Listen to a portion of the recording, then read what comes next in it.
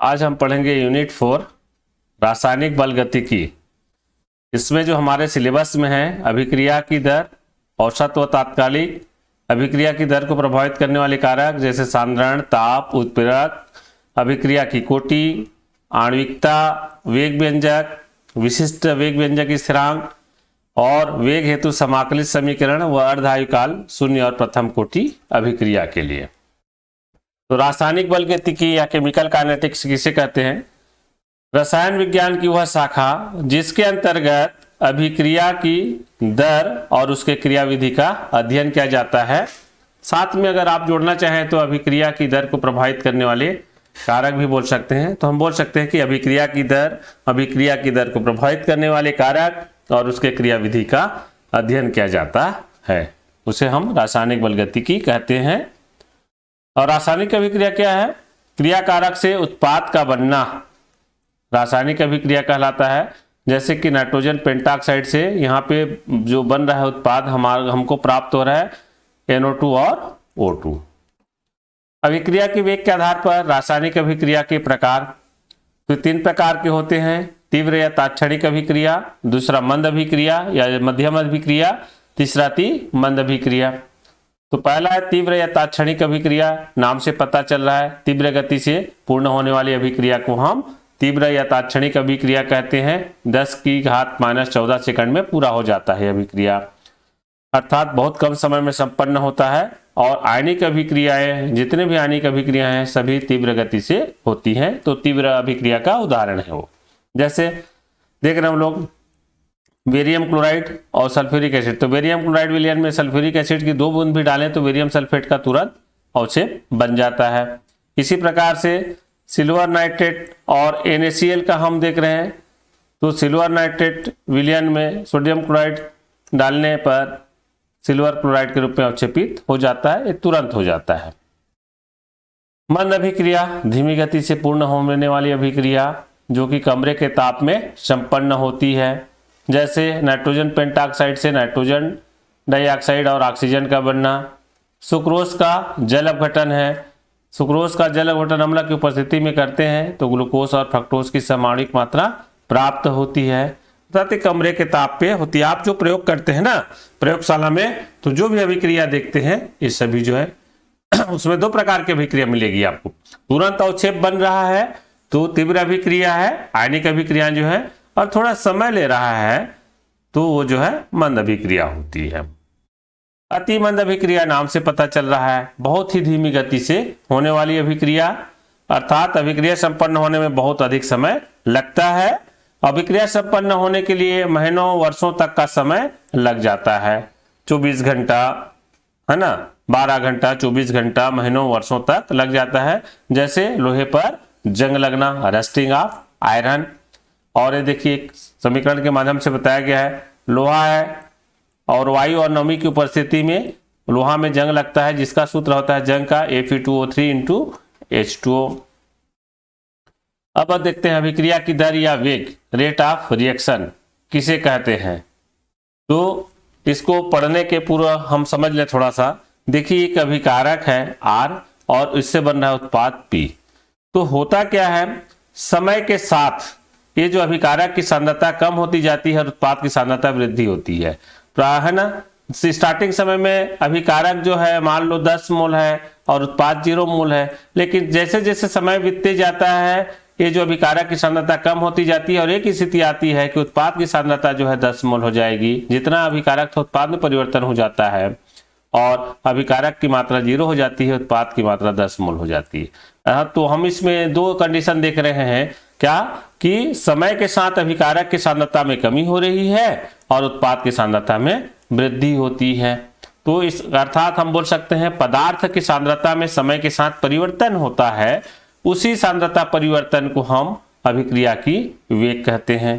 तो हम इसको परिभाषित कर सकते हैं, इकाई समय में अभिकारक या उत्पाद की सांद्रता में होने वाला परिवर्तन अभिक्रिया की दर या वेग कहलाती है। जैसे अभिकारक R से उत्पाद P बन रहा है तो हम इसको सूत्र के रूप में लिखना चाहें तो देखो अभिक्रिया की दर को हमने लिखा प्लस माइनस चिन्ह के साथ अभिकारक या उत्पाद की सांद्रता में परिवर्तन बटे इकाई समय।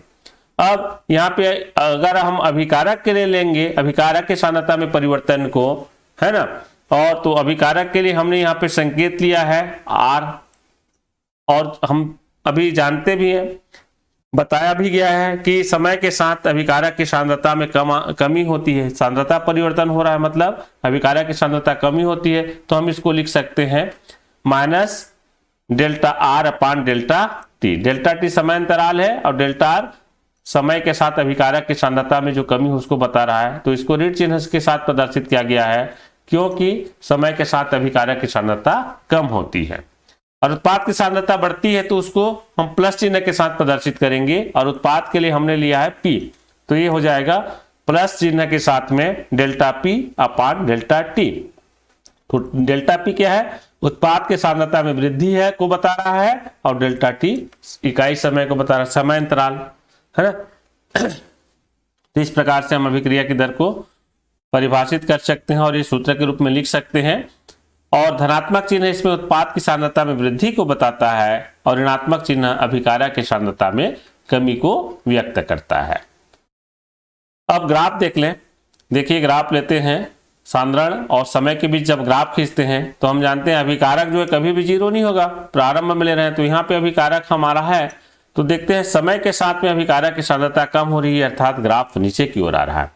अब उत्पाद की बात करें तो उत्पाद की बात करें, यहाँ से स्टार्ट होगा, जीरो है, अभी उत्पाद नहीं बना है, तो समय के साथ जैसे जैसे उत्पाद बनते जाएगा अभिकारक की सांद्रता जो है बढ़ते जाएगा। देखिए अभिकारक के सांद्रण में वृद्धि हो रही है, मतलब ऊपर की ओर जा रहा है मान जो है, यह उत्पाद के सांद्रण में वृद्धि। तो इस ग्राफ के माध्यम से भी हम समझ सकते हैं कि अभिकारक की सांद्रता कम होती है इसलिए ग्राफ नीचे आ रहा है, और सूत्र में हमने उसको ऋण चिन्ह के साथ प्रदर्शित किया है, और उत्पाद की सांद्रता में वृद्धि होती है समय के साथ में, जिसको प्लस चिन्ह के साथ प्रदर्शित किया गया है। अब अभिक्रिया की वेग या दर की इकाई, वेग या दर एक ही चीज है ना, तो इसकी इकाई क्या होती है, तो देखते हैं अभिक्रिया की वेग बराबर पदार्थ की सांद्रता में परिवर्तन बटे समय की इकाई होता है।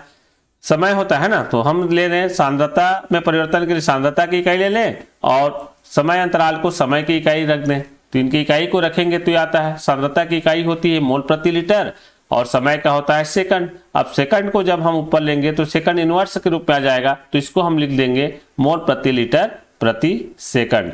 अर्थात हमने देखा कि अभिक्रिया की वेग या दर की इकाई क्या हो गया, मोल प्रति लीटर प्रति सेकंड हो गया। अगर समय को मिनट में लिया जाए तो प्रति मिनट हो जाएगा, मोल प्रति लीटर प्रति मिनट हो जाएगा।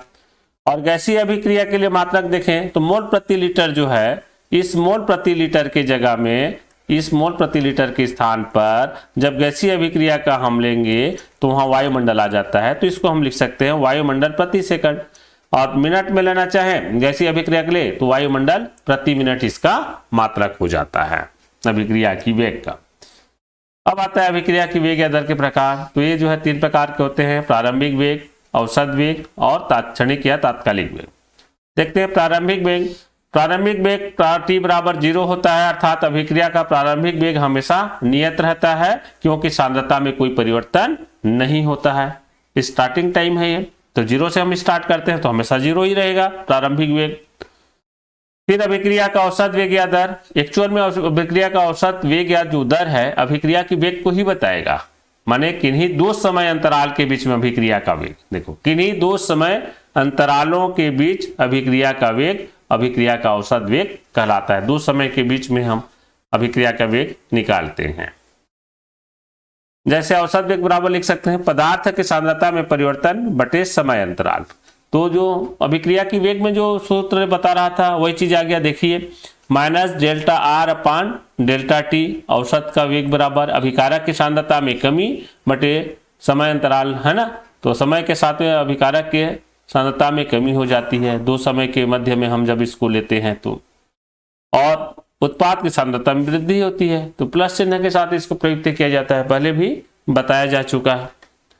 तो उत्पाद की सांद्रता समय के साथ बढ़ती है इसलिए इसका मान धनात्मक होता है। अभिकारक की सांद्रता समय के साथ कम होती है इसलिए इसका मान ऋणात्मक होता है। तो अभिकारक की सांद्रता हमेशा ऋणात्मक चिन्ह में प्रदर्शित किया जाता है। और अभिक्रिया की दर ही औसत दर या औसत वेग है। ठीक है, 2 समय अंतराल में अभिक्रिया का वेग। अब एक ग्राफ से समझ लीजिए अभिक्रिया की वेग को। ये देखिए सांद्रण और समय के बीच ग्राफ खींचे और हमने लिया सांद्रता को r0, ठीक है। अब देखिए समय के साथ सांद्रता का मान कम होते जा रहा है, अभिकारक की सांद्रता कम हो रही है और t1 समय पे अभिकारक की सांद्रता कम होकर के r1 हो गया और t2 समय जैसे ही बढ़ा t2, तो t2 में फिर अभिकारक की सांद्रता घटकर r2 के रूप में हो गई, ठीक है। अब इसको हम अंतर को r2 और r1 का अंतर निकालें तो आता है डेल्टा r आता है। इसी प्रकार से समय का t2 माइनस t1 करेंगे तो डेल्टा t होता है, जिसको हम इधर प्रदर्शित कर रहे हैं। देखिए r के विलुप्त होने की दर माने अभिकारक की सांद्रता की जो कमी की दर है या औसत वेग है उसको हम निकालेंगे तो अभिकारक की सांद्रता में कमी बटे समय में परिवर्तन।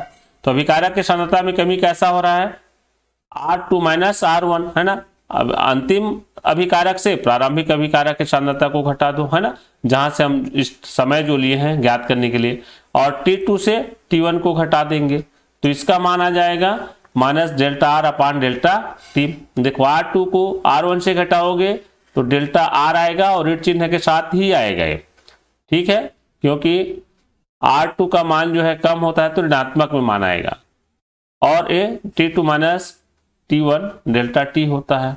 तो ये आ गया। पुनः देखिए हम जो बार बार निकाल रहे थे अभिकारक की सांद्रता जो परिवर्तन की बात कर रहे थे, है ना, तो औसत दर में भी जो अभिक्रिया की वेग के मान को ही व्यक्त कर रहा है कि माइनस डेल्टा r अपान डेल्टा t। और मान लो तात्कालिक वेग निकालना है, तात्क्षणिक वेग निकालना है, तुरंत जो अभिक्रिया के वेग लेकर आना है तो ये समय विशेष पर होता है ना। मैं आपको बता दूं, जैसे आप घर से स्कूल जा रहे हो तो घर से निकले तो स्टार्टिंग टाइम को देखे, आप स्कूल पहुंचे उस टाइम को देखे तो आपको कितना समय लगा, तो क्या करोगे आप जो अंतिम समय से प्रारंभिक समय को घटा दोगे तो आपको समय मिल जाएगा। अब क्या होगा, जो मान लो आप स्पीड को देखे हो कितना राउंड चले या आप कितना कदम चले, कदम को गिनते गए तो प्रारंभ में आपका कदम 0 था और जहां पहुंचे, है ना, तो उतना कदम जो है उसको आप माइनस करोगे और डिवाइड कर दोगे तो आ जाएगा मान जो है। वैसे अभिक्रिया की कमी को आप उससे भी समझ सकते हो। जैसे आपको रोटी बनाना है तो आटा गूंथ के रखे हैं, आटा गूंथते हैं तो समय के साथ साथ क्या आप रोटी बनाते जाते हो तो रोटी की मात्रा बढ़ती जाती है, अर्थात उत्पाद की मात्रा बढ़ रही है जो 0 था, है ना। और जो अभिकारक की सांद्रता बोल रहे हैं, आटा जो ले है आपका वो कम होते जा रहा है तो अभिकारक की सांद्रता कम हो रही है ना। तो अल्प समय अब निकालना है, अल्प समय में निकालना है तो तात्कालिक, जैसे घर से स्कूल जा रहे हो आप तो किसी समय मान लो कोई फोन किया, आपको पूछा कभी कहाँ पहुंचे अभी, तो बोलोगे उस जगह का नाम, यहाँ पहुंचे, तो वो वाला जो समय है क्या कहलाएगा, वो तात्क्षणिक, है ना। और वेग जो है तात्कालिक वेग, उस समय आपका वेग क्या था, स्पीड क्या था। देखिए तात्क्षणिक वेग t है, अब ये है। अब इसमें सूक्ष्म अंतराल के लिए थोड़ा सा परिवर्तन होता है तो हम इसमें अभिकारक की सांद्रता के लिए dr से और समय अंतराल को हम dt से प्रदर्शित करते हैं। यहाँ पे तात्क्षणिक या तात्कालिक में अंतर है, जो डेल्टा या त्रिभुज चिन्ह लगाते थे औसत दर में तो तात्कालिक या तात्क्षणिक में स्मॉल d से प्रदर्शित किया जाता है। और d से d प्रदर्शित करने का मतलब है वो सूक्ष्म को बताता है, उसकी सूक्ष्मता को बताता है। अर्थात क्या होता है, डेल्टा t जो का मान जो है जब 0 की ओर अग्रसर होता है तो dt से उसको प्रदर्शित किया जाता है। उसी प्रकार अभिकारक की सांद्रता को भी किया जाता है। तो ये हम इसको तात्कालिक वेग बराबर लिखेंगे तो ये हो जाएगा r, मतलब अभिकारक की सांद्रता में परिवर्तन बटे क्षण विशेष, किसी क्षण विशेष पर होता है, ठीक है। और बराबर हम देखिए यहाँ पे अंतर आया, ये माइनस dr का अपान dt लिखे, यहाँ पे क्या लिखते थे, डेल्टा लिखते थे। तो औसत दर में डेल्टा शब्द का प्रयोग किया जाता है क्योंकि 2 समय अंतराल के बीच है और ये क्षणिक है, किसी भी समय निकाल रहे हैं तो सूक्ष्म समय के लिए जो है d का प्रयोग की हम लोग, और सूक्ष्म सांद्रता में परिवर्तन के लिए भी स्मॉल d, तो d का प्रयोग हुआ है। स्मॉल d का मतलब सूक्ष्म समय और सूक्ष्म अभिकारक की सांद्रता परिवर्तन को बताता है। और डेल्टा वाला जो है लंबे समय अंतराल के साथ में दीर्घ अभिकारक की सांद्रता परिवर्तन को बता रहा है। यहाँ पे अगर उत्पाद का लेते तो प्लस चिन्ह के साथ होता, है ना। अब अभिक्रिया का औसत वेग या व्यंजक का उदाहरण देखें तो देखिए कैसे लिखते हैं, किसी अभिक्रिया की वेग को लिखते समय व्यंजक को संगत रस समीकरण मिति गुणांक से भाग देते हैं। क्या बोलोगे, अभिक्रिया की वेग लिखते समय व्यंजक को संगत रस समीकरण मिति गुणांक से भाग देते हैं। तो ये मान लो ये अभिक्रिया है, तो यहाँ पे देखिए स्मॉल ए, स्मॉल बी, स्मॉल सी और स्मॉल डी ये रस समीकरण मिति गुणांक हैं, जो समीकरण को संतुलित करते हैं ना वो संख्या, उसी को रस समीकरण मिति गुणांक बोलते हैं। और कैपिटल ए और कैपिटल बी अभिकारक की सांद्रता है और कैपिटल सी और कैपिटल डी उत्पाद की सांद्रता है। अब इसका औसत वेग के रूप में लिखना है व्यंजक, परीक्षा में आता है ना, तो आप इस प्रकार से लिख सकते हैं। देखिए औसत वेग या दर बराबर क्या है, अभिकारक की सांद्रता को माइनस चिन्ह के साथ प्रदर्शित करते हैं, तो माइनस और 1/a, ए से भाग देना है ना, रस समीकरण मिति गुणांक से भाग देते हैं बोला गया, तो -1/a और ए की सांद्रता को हमने क्या लिखा, delta A upon delta T बराबर बी के लिए लिखेंगे, तो बी का रस समीकरण मिति गुणांक बी से भाग दोगे आप स्मॉल बी से, तो -1/b, तो ये जाएगा delta B upon delta T बराबर। अब उत्पाद की सांद्रता को प्लस चिन्ह के साथ आप प्रदर्शित करोगे, तो प्लस चिन्ह के साथ प्रदर्शित करेंगे, तो यहाँ पे स्मॉल सी है रस समीकरण मिति गुणांक, तो उसे भाग देंगे 1/c करके गुणित delta C upon delta T बराबर ये चौथा वाले का रस समीकरण मिति गुणांक स्मॉल डी है, तो 1/d प्लस चिन्ह के साथ और डेल्टा डी अपान डेल्टा टी। ठीक है, इसी को अगर तात्कालिक दर व्यंजक के लिए लिखते ना, तो ये जो डेल्टा चिन्ह है, डेल्टा चिन्ह के आधार स्थान पर डी लिख देंगे, स्मॉल डी लिख देंगे, तो ये तात्कालिक वेग या व्यंजक हो जाता है। औसत वेग या वेग व्यंजक में इस प्रकार लिखा जाता है। देखिए एक उदाहरण ले रहे हैं N2 3s2 2ns3 वाला में, तो इसका देखिए माइनस चिन्ह के साथ में अभिकारक की सांद्रता N2 का हम लिखेंगे सांद्रता परिवर्तन को डेल्टा टी के साथ बटे के रूप में, फिर 3s2 है तो रस समीकरण मिति गुणांक 3 है, तो ऋण 1/3 है ना, 3 से भाग दिए, और s2 का लिखेंगे तो डेल्टा s2 अपान डेल्टा टी। अब इसका लिखेंगे रस समीकरण मिति गुणांक का मान 2 है ना, तो यहाँ पे 3 लिखा चुका गया है, तो इसको 2 कर लो, 1/2 हो जाएगा, और डेल्टा NH3 अपान डेल्टा टी। अब आता है अभिक्रिया का तात्कालिक या तात्क्षणिक वेग, तो किसी क्षण विशेष पर अभिक्रिया का दर या किसी समय विशेष पर अभिक्रिया की दर, विशेष समय एक सूक्ष्म समय निकालते हैं, हाँ इतना समय कितना बजे देखो, तो अभी ऐसा टाइप की, या इतने बजे तुम क्या कर रहे थे कुछ पूछ रहे हैं, क्षण विशेष है। हमने ये नहीं पूछा कि 4 से 5 बजे के बीच आपने क्या किया, 4 से 5 बजे के बीच बोल रहे हैं, समय अंतराल दे रहे हैं, तो औसत वेग है, डेल्टा वाला चिन्ह वाला है ना। और जो क्षण विशेष तुरंत बोल रहे हैं, तो जो क्षण विशेष होता है जिसमें स्मॉल डी का प्रयोग किया जाता है। तो तात्कालिक वेग बराबर इसमें लिख देंगे हम पदार्थ की सांद्रता में परिवर्तन बटे क्षण विशेष। तो यहाँ पे देखिए जो क्षण विशेषता अभिकारक से जो उत्पाद बनता है, इसको जब हम परिवर्तन को बताते हैं तो माइनस चिन्ह के साथ तो बताएंगे अभिकारक की सांद्रता परिवर्तन को, तो -dr की सांद्रता बटे dt है ना। और क्योंकि अल्प समय को बता रहा है, d जो है अल्प समय में बता रहा है, अल्प समय की सांद्रता को बताता है, तो अल्प समय के लिए, अल्प चीज के लिए प्रयोग होता है d का, और लॉन्ग समय के लिए डेल्टा का प्रयोग करते हैं। तो उत्पाद की सांद्रता परिवर्तन बोलेंगे तो प्लस चिन्ह के साथ में dp की सांद्रता परिवर्तन बटे dt आ जाएगा। तो याद रखेंगे आप, जहां त्रिभुज या डेल्टा चिन्ह लगा है तो औसत वेग को बता रहा है, और केवल d है, स्मॉल d है, तो जो है सूक्ष्म समय को बताता है। और सूक्ष्म समय अगर उसके साथ में सांद्रता दिया है तो सूक्ष्म समय में सांद्रता परिवर्तन होगा, ठीक है। अब समय दिया है तो सूक्ष्म समय में सांद्रता, सूक्ष्म समय हो जाएगा वो। तो dr का मतलब देखिए सांद्रण में अति सूक्ष्म परिवर्तन है, और dt का मतलब सूक्ष्म समय अंतराल है। लेकिन वहां डेल्टा r का मतलब सांद्रण में दीर्घ परिवर्तन था, और डेल्टा t का मतलब दीर्घ समय अंतराल था।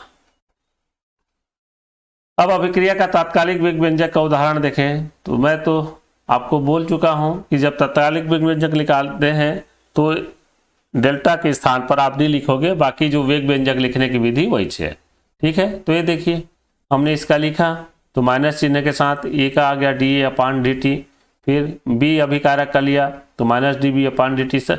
अभिकारक उत्पाद का सबका अलग अलग निकालते हैं ना, फिर बराबर ये उत्पाद का निकालें c का, तो प्लस चिन्ह के साथ आ रहा है dc अपान dt है ना, और d का मतलब प्लस चिन्ह के साथ dt है ना। तो बड़ा कोष्ठक जो है वो बताता है सांद्रता में परिवर्तन को। मैं सीधा DA/DB बढ़ दे रहा हूँ। एक्चुअल में DA मतलब D अभिकारक के सांद्रता, ये में परिवर्तन ऐसा भी बोल सकते हो आप।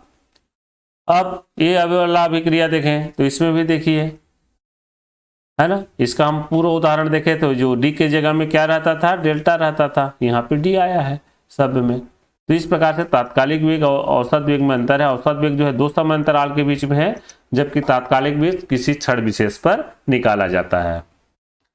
इसका भी इस प्रकार से आ जाएगा, रस समीकरण मिति गुणांक से इनको भाग दोगे तो ये परीक्षा में पूछा जाता है। तात्कालिक वेग या औसत वेग व्यंजक लिखने के लिए आपको समझना होगा क्या पूछा है, ठीक है। आप इस प्रकार से बना सकते हैं।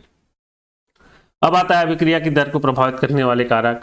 तो ताप, दाब, सांद्रता, पृष्ठ का क्षेत्रफल, विकिरणों का प्रभाव, अभिकारकों की प्रकृति, उत्प्रेरक। तो सबसे पहले देखते हैं ताप या तापमान गुणांक। इंपॉर्टेंट है। ताप बढ़ाने से अभिक्रिया की दर बढ़ जाती है, क्योंकि ताप बढ़ाने से अणुओं की गतिज ऊर्जा बढ़ जाती है। 10 डिग्री सेंटीग्रेड ताप बढ़ाने से अभिक्रिया की दर 2 गुनी हो जाती है। 2 गुनी से 3 गुनी भी बोल सकते हो आप। 2 गुनी तो हो जाती है, 2 गुनी से 3 गुनी तक हो जाती है, ठीक है। तो 2 गुनी से 3 गुनी हो जाती है लिखो, या 2 गुनी हो जाती है, ठीक है ना। और 10 डिग्री सेंटीग्रेड के अंतर पर 2 भिन्न तापों पर निर्धारित वेग स्थिरांक का अनुपात तापमान गुणांक कहलाता है, जिसे हम तापमान गुणांक बराबर लिख सकते हैं KT प्लस 10 डिग्री सेंटीग्रेड, क्योंकि 10 डिग्री सेंटीग्रेड के अंतर में है, बटे KT बराबर 2 से 3 गुना जो है ये अभिक्रिया की वेग बढ़ जाती है, उसको 2 से 3 प्रदर्शित किया गया है। तो तापमान गुणांक देता है या अभिक्रिया की वेग पर ताप का क्या प्रभाव पड़ता है, आप ये आंसर लिख देंगे। दाब, कैसी अभिक्रिया में दाब बढ़ाने पर अभिक्रिया की वेग बढ़ जाती है। ठोस और द्रव में उतना प्रभाव नहीं पड़ता है ना, लेकिन गैसीय अभिकारकों में जो अभिक्रिया की दर जो बढ़ेगी दाब बढ़ाने से, क्योंकि दाब बढ़ाने से इकाई आयतन में अणुओं की संख्या बढ़ जाती है और उनके मध्य टक्करों की संख्या भी बढ़ जाती है। फिर अभिकारक का सांद्रण या सांद्रता। तो अभिकारक का सांद्रता बढ़ाने पर अभिक्रिया का वेग बढ़ जाती है, क्योंकि अभिकारक अणुओं की संख्या में वृद्धि होगी। अभिकारक अणुओं की संख्या में वृद्धि होगी तो स्वाभाविक ही ज्यादा उत्पाद बनेगा, अभिक्रिया का वेग बढ़ जाएगा। उत्प्रेरक की बात करें तो धनात्मक उत्प्रेरक अभिक्रिया की वेग को बढ़ा देते हैं और ऋणात्मक उत्प्रेरक अभिक्रिया की दर को घटा देते हैं। और उत्प्रेरक की उपस्थिति के कारण क्या है, सक्रिय ऊर्जा का मान कम हो जाता है, इसलिए अभिक्रिया का वेग बढ़ जाता है। जैसा इसमें एक उदाहरण दिया गया है, एस्टर का जल अपघटन। तो एथिल एसीटेट का जल अपघटन करते हैं अम्ल की उपस्थिति में, तो एसिटिक अम्ल और C2H5OH बनता है, जो कि बहुत शीघ्रता से होती है। अगर अम्ल का उत्प्रेरक का उपस्थिति या इसका उपयोग नहीं करेंगे तो अभिक्रिया की वेग जो है कम हो जाएगा। तो बोल सकते हैं हम उत्प्रेरक जो है अभिक्रिया की वेग को बढ़ाती है। पृष्ठ का क्षेत्रफल। तो पृष्ठ का क्षेत्रफल ठोस अभिकारक के पृष्ठ के क्षेत्रफल में वृद्धि कर देने से अभिक्रिया की वेग बढ़ जाती है। अभिकारक की प्रकृति, आयनिक यौगिक की अभिक्रियाएं तीव्र होती हैं, जबकि सहसंयोजी यौगिक की अभिक्रियाएं धीमी होंगी। तो आयनिक यौगिक में जो है तीव्र गति से होगी, जबकि सहसंयोजी में धीमी गति से होगी। तो अभिकारक की प्रकृति पर भी निर्भर करता है अभिक्रिया का वेग। विकिरण बोले तो विकिरण की उपस्थिति में अभिक्रिया का वेग तीव्र हो जाता है। जैसे यहाँ देख रहे हैं H2Cl2 जो है HCl बना रहा है पराबैंगनी विकिरण की उपस्थिति में। तो पराबैंगनी किरण मतलब UV या यहाँ पे HV लिख दो तो तीव्र होगी गति जो है, और मंद गति हो रही है प्रकाश की अनुपस्थिति में। जब यहाँ प्रकाश नहीं होगा तो HCl का बनना धीमा हो जाता है। तो विकिरण की उपस्थिति में भी अभिक्रिया का वेग बढ़ जाता है। तो अभी हमने देखा जितने भी अभिक्रिया की वेग को प्रभावित करने वाले कारक हैं, सबके मान को बढ़ा रहे हैं तो अभिक्रिया का वेग बढ़ जा रहा है। आपको बस याद रखिए कारक कौन कौन सा है, रटने की जरूरत नहीं है ना। तो उसको बढ़ा देते हैं तो अभिक्रिया की वेग बढ़ जाती है। अब आता है वेग नियम या वेग नियम समीकरण या वेग व्यंजक या वेग नियम व्यंजक, अलग अलग नाम से जाना जाता है। आप लोग 11वीं में पढ़े हो द्रव्य अनुपाती क्रिया का नियम, है ना। तो द्रव्य अनुपाती क्रिया के नियम में पढ़े हो तुम लोग कि अभिक्रिया का वेग जो है अभिकारक के मोलर सांद्रण के समानुपाती होता है, और उसमें कोई घात लगाते भी हैं तो रस समीकरण मिति गुणांक होता है। लेकिन इसमें भी तो अभिक्रिया का वेग इसके अभिकारक के मोलर सांद्रता के समानुपाती होगा, लेकिन यहाँ जो घातांक लगता है ना वो प्रायोगिक स्तर पर निर्धारित होता है, जबकि द्रव्य अनुपाती क्रिया नियम में सैद्धांतिक रहता है। तो अंतर वही है यहाँ पे प्रायोगिक तौर पे होगा, यहाँ जो घातांक लगेगा और वो जो घातांक है रस समीकरण मिति गुणांक के बराबर हो भी सकता है, नहीं भी हो सकता है। देखते हैं, अभिक्रिया का वेग क्रियाकारकों के सांद्रता के गुणनफल के समानुपाती होता है और इसका निर्धारण प्रायोगिक तौर पर होता है, सैद्धांतिक नहीं होगा। या बोल सकते हैं वह व्यंजक जिसमें अभिक्रिया के वेग को अभिकारकों के मोलर सांद्रता के पद पर कोई घातांक लगाकर व्यक्त करते हैं। मतलब क्रियाकारकों की सांद्रता जो है गुणनफल के समानुपाती होगा ही होगा, लेकिन जो एक क्रियाकारक की सांद्रता बोल रहे हैं ना, इसमें क्या है, इसको मोलर सांद्रता भी बोला जा रहा है ना, उसमें कोई घातांक लगाकर व्यक्त किया जाता है, बोलता है। तो इस प्रकार से हम इसको समझने का प्रयास करते हैं। चलिए आइए देखते हैं। ये आर अभिकारक है, पी उत्पाद है। अब बोला गया है कि अभिक्रिया का वेग क्रियाकारकों के सांद्रता के गुणनफल के समानुपाती। तो देखिए अभिक्रिया का वेग को हमने लिखा वेग समानुपाती, ये अभिकारक की सांद्रता आर है, आर का समानुपाती हो गया। फिर बोला गया दूसरा वाला में कि मोलर सांद्रता के पद पर कोई घातांक लगाकर व्यक्त करते हैं। यहाँ पे लिख दिया है इसका निर्धारण प्रायोगिक तौर पर होता है, इसका मतलब है कोई न कोई घातांक तो रहेगा, तो हमने घात यहाँ पे n लगा दिया। तो देखिए इसको हम वेग नियम बोलते हैं। तो क्रियाकारकों के सांद्रता के घातांकों के गुणनफल के समानुपाती होता है भी बोल सकते हो आप। अब आप सभी जानते हैं समानुपातिक चिन्ह हटाते हैं तो कोई नेतांक आता है, तो यहाँ पे नेतांक के लगा दिया गया। तो देखिए वेग बराबर आ गया के आर के घात n, ये वेग व्यंजक है, इसी को वेग व्यंजक बोलते हैं, या वेग नियम समीकरण भी बोल देते हैं, या वेग नियम व्यंजक बोलेंगे, है ना, कंफ्यूज नहीं होना है, अलग अलग नाम से जाना जाता है। वेग व्यंजक माने वेग बराबर के आर की घात n, है ना, अभिकारक के सांद्रता की घात जो है n के रूप में लिया गया है। अब यहाँ कौन कौन क्या है, तो k जो है वेग स्थिरांक है, क्या है, वेग स्थिरांक है, और r अभिकारक की सांद्रता को व्यक्त करता है, और स्मॉल n अभिक्रिया की कोटि को बताता है। क्या बताता है, अभिक्रिया की कोटि को बताता है। तो देखिए हम आगे अभिक्रिया की कोटि पढ़ने वाले हैं, ठीक है। तो अभिक्रिया की कोटि की परिभाषा निकालें तो इसी में निकल जा रहा है, हमको मिल जा रहा है। क्या हो जाएगा, ये वेग व्यंजक है, पूरे को हम वेग व्यंजक बोल रहे हैं। के बराबर वेग बराबर के अभिकारक की सांद्रता की घात बटे n जो लिखे, हार की सांद्रता की घात n, ये पूरा वेग व्यंजक है। तो इसको हम परिभाषित करना चाहें अभिक्रिया की कोटि को, तो यहीं से परिभाषा निकलता है कि वेग व्यंजक में उपस्थित घातांकों को या घातांकों के योग को अभिक्रिया की कोटि कहते हैं। आगे हम पढ़ेंगे उसको। माना एक समीकरण है, इसको और समझ लो, A B B C C D D. यहाँ पे ए के इस कैपिटल ए और कैपिटल बी अभिकारक है और कैपिटल सी और डी उत्पाद है, और small A B C D रस समीकरण मिति गुणांक है। तो हम इसको प्रायोगिक तौर पर लिखना चाहें तो इस प्रकार से आ जाएगा। वेग नियम से लिखा जाएगा वेग समानुपाती ए की घात x और b की घात y। अब आप बोलेंगे x और ये जो y है कहाँ से आ गया, यहाँ तो रस समीकरण मिति गुणांक a और b है, स्मॉल b है ना, स्मॉल a स्मॉल b, तो घात के रूप में आना चाहिए। यहाँ पे हमको जो है x y डी लिख के स्मॉल a और स्मॉल b को हमको घातांक के रूप में लिखना था, ऐसा बोल सकते हो। हाँ, वो वहां लिख सकते हैं जब सैद्धांतिक रूप से इसका निर्धारण करें, अर्थात द्रव्य अनुपाती क्रिया का नियम लागू करें तब। लेकिन हम यहाँ पे वेग नियम लागू कर रहे हैं, वेग व्यंजक प्राप्त कर रहे हैं, तो वेग नियम जो है प्रायोगिक तौर पर निर्धारित होता है, इसलिए एक्स वाई लगाया गया है। और एक्स वाई लगाने का मतलब यह है कि ये जो घातांक है इस रस समीकरण मिति गुणांक के बराबर हो भी सकता है और नहीं भी हो सकता है, प्रायोगिक तौर पे निकालेंगे, तो इसलिए अलग से यहाँ घातांक लगा दिया गया एक्स और वाई। तो ये वेग नियम है, तो याद रखेंगे, है ना। अब समानुपातिक चिन्ह हटाते हैं तो इस प्रकार से लिखा जाएगा जी कि ए की सांद्रता की घात बटे एक्स, बी की सांद्रता की घात वाई, है ना। ये समीकरण एक वेग समीकरण है, वेग व्यंजक है या वेग नियम व्यंजक बोला जाता है इसको। अगर हम यहाँ पे ये जो वेग का मान है, तो अभिक्रिया की वेग बराबर हम पढ़े हैं ना, माइनस डी आर की सांद्रता अपान डी टी पढ़े हुए हैं। वेग का मान वो रख दें, और ये जो सांद्रता है ए और बी, है ना, ए और बी अभिकारक की जो सांद्रता है उसको हम केवल आर माने, रिएक्टेंट माने, तो घातांक और एक्स और वाई का जो योग करेंगे तो एन के रूप में आएगा। तो इसको हम इस प्रकार से मान रख के लिखना चाहें, चलिए उसको बता देता हूं मैं यहाँ पे शब्द के रूप में। देखिए वेग बराबर हमको रखना है -dr/dt। तो इसको समीकरण 1 में रख देंगे, वेग के स्थान पर ये मान रख देंगे, इस सूत्र को रख देंगे और सम्मिलित करेंगे इसमें। अभिकारक a और b को r के रूप में लिखें, r है ना, जैसे a रिएक्टेंट है और प्रोडक्ट बनता है जिसको हम हल करते हैं ना, फिर इसको जो है r मान रहे हैं a और b को अभिकारक सांद्रता को, और ये जो x धन y है उसके लिए n रख दें।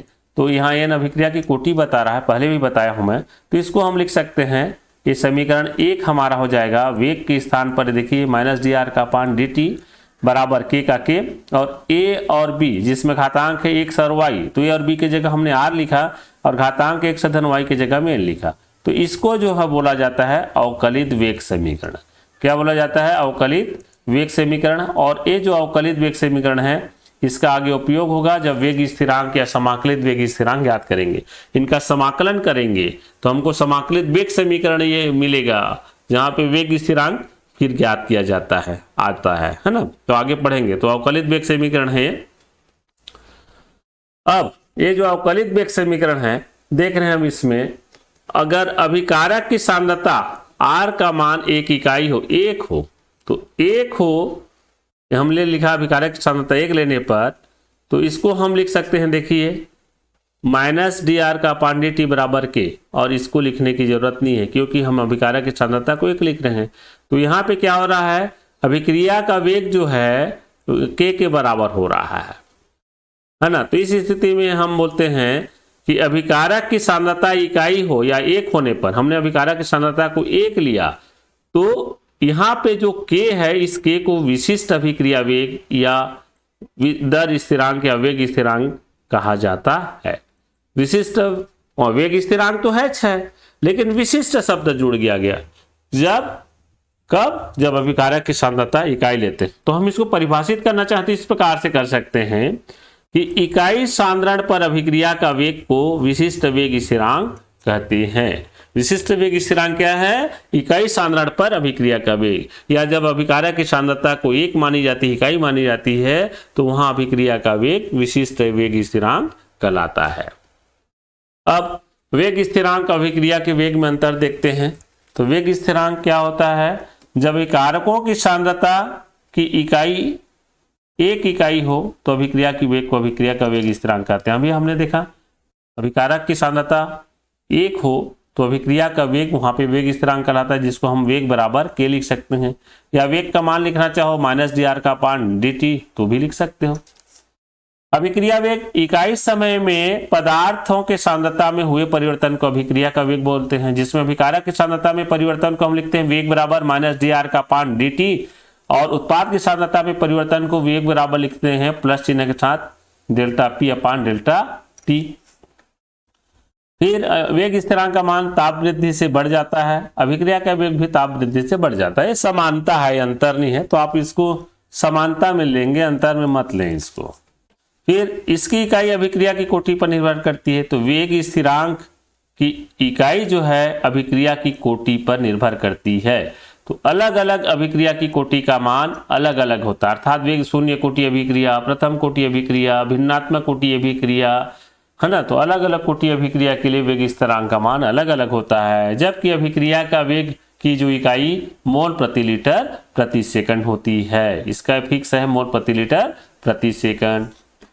और वेग स्थिरांक अभिक्रिया की सांद्रता पर निर्भर नहीं करता है, अभिक्रिया की सांद्रता पर निर्भर नहीं करता है, लेकिन अभिक्रिया का वेग अभिकारक की सांद्रता पर निर्भर करता है। अभिकारक की सांद्रता कम होगा तो अभिक्रिया का वेग कम होगा, और अभिकारक की सांद्रता अधिक होगा तो अभिक्रिया का वेग भी अधिक होगा। माने अभिक्रिया का वेग अभिकारक की सांद्रता के समानुपाती होता है। अब आता है अभिक्रिया की कोटि, जिसको हमने पूर्व में परिभाषित किया था। तो वेग नियम व्यंजक में प्रयुक्त सांद्रताओं के घातों के योग को अभिक्रिया की कोटि कहते हैं। मैं जो बताया था वेग नियम व्यंजक में जो घात था n था उसको अभिक्रिया की कोटि कहते हैं। जैसे एक अभिकारक R से उत्पाद P बन रहा है तो हम लिखते हैं वेग नियम से वेग समानुपाती R की घात n, प्रायोगिक तौर पर निर्धारित होता है ये। और फिर लिखते हैं समानुपातिक हटा के चिन्ह को तो एक नियतांक लगा देते हैं, वेग बराबर के आर की घात n, माने अभिकारक की सांद्रता की घात n हो गया ना, प्रयुक्त सांद्रताओं के घातांकों का योग बोलता है, तो सांद्रता की घात n है, तो ये वेग व्यंजक है, तो यहाँ पे n अभिक्रिया की कोटि है। या हम दूसरे रूप में इसको परिभाषित करना चाहें तो इस प्रकार से होगा, किसी रासायनिक अभिक्रिया की वेग में अभिकारकों के सांद्रताओं के घातों के योग को अभिक्रिया की कोटि कहते हैं। अभिकारकों के सांद्रताओं के घातों का, देख अभिकारक R है, तो अभिकारक के सांद्रता का घात, बड़ा कोष्टक जो है सांद्रता को व्यक्त करता है ना, तो अभिकारक का सांद्रता हो गया और घात के रूप में हमने n लिखा है, तो ये जो n ही अभिक्रिया की कोटि है, जो n है ये अभिक्रिया की कोटि है। तो दो परिभाषा बता दी आपको मैं, दोनों को आपको लिखने की जरूरत नहीं है, जो आपको उचित लगे, सरल लगे, अच्छा लगे, आप उसको जो है लिख सकते हैं। कभी भी एक से अधिक परिभाषा बताता हूं तो आप जो सरल समझते हो, आपको जो सरल लगता है उस परिभाषा का उपयोग करिए। अब आता है अभिक्रिया की कोटि के प्रकार, तो ये शून्य कोटि अभिक्रिया, प्रथम कोटि अभिक्रिया, द्वितीय कोटि अभिक्रिया, तृतीय कोटि अभिक्रिया, भिन्नात्मक कोटि अभिक्रिया, ऋणात्मक कोटि अभिक्रिया, ये 6 प्रकार की अभिक्रिया की कोटि होती है। तो हमको जो केवल पढ़ना है 2 प्रकार की अभिक्रिया की कोटि, शून्य कोटि अभिक्रिया और प्रथम कोटि अभिक्रिया, ठीक है। 2 ही प्रकार का कोटि अभिक्रिया हमारे कोर्स में। और प्रथम कोटि अभिक्रिया में एक विशेष प्रकार का भी पढ़ेंगे, छद्म प्रथम कोटि अभिक्रिया। चलिए चलते हैं। और एक है जिसको मैं बोल रहा था प्रथम कोटि अभिक्रिया में पढ़ेंगे, वो 7वां प्रकार में मैं यहाँ अलग लिख दिया हूँ, आभासी या छद्म कोटि अभिक्रिया, एक्चुअल में प्रथम कोटि अभिक्रिया ही है। तो आभासी या छद्म कोटि अभिक्रिया या छद्म प्रथम कोटि अभिक्रिया क्यों बोलते हैं, आगे जब पढ़ेंगे तो आपको क्लियर हो जाएगा, ठीक है। तो वहाँ पे जो है आप क्लियर कर सकते हैं। तो ये कुल मिला के 7 प्रकार हमने अभिक्रिया की कोटि देखा है, ठीक है। तो ये अच्छा, अब अभिक्रिया की वेग की स्थिरांक निकालना है हमको, वेग स्थिरांक निकालना है, इकाई निकालना है, n कोटि अभिक्रिया के लिए बोल रहा है। तो ये n कोटि अभिक्रिया माने ये फार्मूला है, देखिए, है ना। तो क्या करेंगे, अभिक्रिया के वेग बराबर होता है मोल प्रति लीटर प्रति सेकंड, तो उसी से निकाला गया। तो मोल को हम रख दें 1 ऋण n के रूप में लिखें और लीटर को n ऋण 1 के रूप में लिखें और सेकंड जो है इनवर्स ही रहेगा सबके लिए।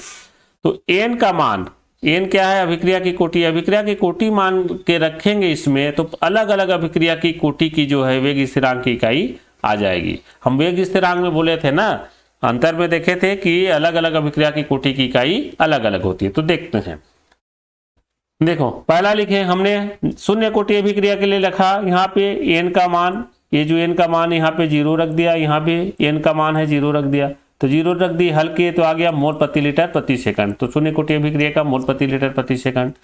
फिर प्रथम कोटि अभिक्रिया का हमने 1 मान रखा, 1 में 1 घटा दिए तो मोल जो है 0 हो गया, लीटर भी 0 हो गया, केवल बचा सेकंड। तो सेकंड इनवर्स जो है प्रथम कोटि अभिक्रिया का जो वेग स्थिरांक की इकाई हो गई है, k का इकाई हो गया, है ना। अब द्वितीय कोटि अभिक्रिया के लिए n का मान 2 रख दें, तो देखिए 2 रखें तो ऋण 1 आया, तो मोल जो है ऋण 1 के रूप में आया, ये देखिए। अब लीटर को देखें तो 2 में 1 घटा रहे हैं, तो 2 में 1 घटाएंगे तो 1 आ रहा है, तो लीटर का 1 है, घातांक 1 लिखने की जरूरत नहीं है। और ये सेकंड इनवर्स, तो ये आ गया प्रति मोल लीटर प्रति सेकंड। द्वितीय कोटि अभिक्रिया के लिए जो है वेग स्थिरांक की इकाई आ गई k का मान। फिर चौथा है अभिक्रिया की कोटि 3 रख लो, वैसे अभिक्रिया की कोटि 3 से अधिक नहीं होती है ना, तो 3 रखेंगे तो 3 में 1 घटा रहे हैं, यहाँ पे देखिए तो मोल का घात जो है ऋण 2 आना चाहिए, बड़े में ऋण चिन्ह है। फिर यहाँ लीटर को 3 से 1 से घटाओगे तो लीटर की घात 2 आएगा और सेकंड इनवर्स रहेगा। तो तृतीय कोटि अभिक्रिया के लिए वेग स्थिरांक या k की इकाई आ गई। इसी प्रकार से भिन्नात्मक कोटि अभिक्रिया के लिए तो देखिए 1 ऋण 3/2 को हल करोगे तो आपको आएगा ऋण 1/2 मिलेगा, और 3/2 ऋण 1 का हल करोगे तो 1/2 मिलेगा, और सेकंड इनवर्स रहेगा। तो भिन्नात्मक कोटि अभिक्रिया के लिए जो है ये अभिक्रिया की कोटि का वेग स्थिरांक इकाई आ गया। तो आप किसी भी अभिक्रिया की कोटि का वेग स्थिरांक इकाई निकालना चाहो तो आप इस फार्मूला को याद रखिए। इस फार्मूला में n के मान को आप जो है रखिए, मोल के लिए 1 - n करिए और लीटर के लिए n - 1 करिए, और सेकंड इनवर्स सब में कॉमन है। तो इस प्रकार से आप किसी भी अभिक्रिया की कोटि की वेग स्थिरांक इकाई निकाल सकते हैं। आपको याद रहना चाहिए ये जो है अलग अलग अभिक्रिया की कोटि की जो है इकाई है, वेग स्थिरांक की इकाई है ये।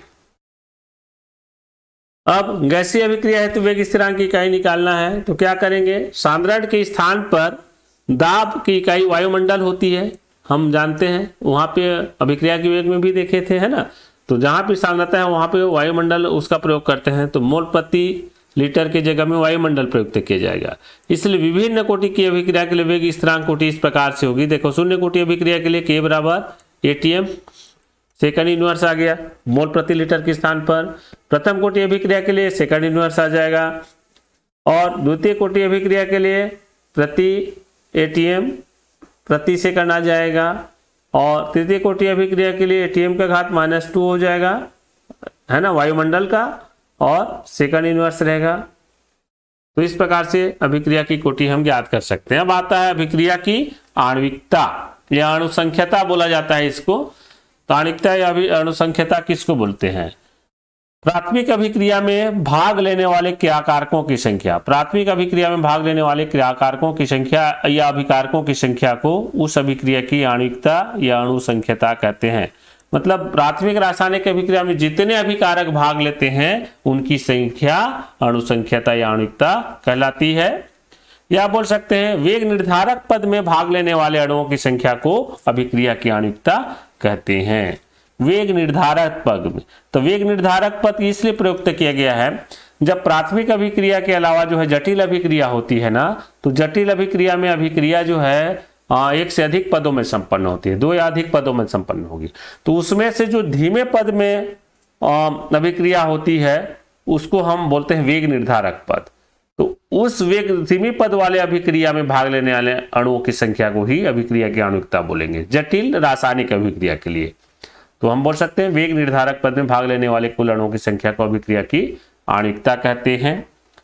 ये देखिए 3 आणविकता वाला है, ये वेग निर्धारक नहीं है, प्राथमिक अभिक्रिया का यहाँ पे उदाहरण लिया गया है। तो यहाँ पे देखिए 2 अभिकारक हैं, एक अभिकारक मिलकर आणविकता 3 हो गई। अच्छा, इस उदाहरण में देखिए PCl5 एक ही अभिकारक है तो आणविकता 1 हो गया। प्राथमिक अभिक्रिया का उदाहरण है ना ये सभी। 2HI ये देखिए आणविकता 2 है, 2HI 2 लिख दिया है, रस समीकरण मिति गुणांक ही बता रहा है आणविकता को। फिर NO+O3 तो एक NO है और एक ओजोन है तो आणविकता हो जाएगी 2, रस समीकरण मिति गुणांक को जोड़ दिए। तो ये प्राथमिक अभिक्रिया है ना। और प्राथमिक अभिक्रिया का देखिए 3 प्रकार हो गया, समझ लीजिए, एक अणुक, द्विअणुक और त्रिअणुक। 3 से अधिक जो है नहीं होता, क्योंकि 3 से अधिक अणुओं की टक्कर भी जो है संभव नहीं होता है।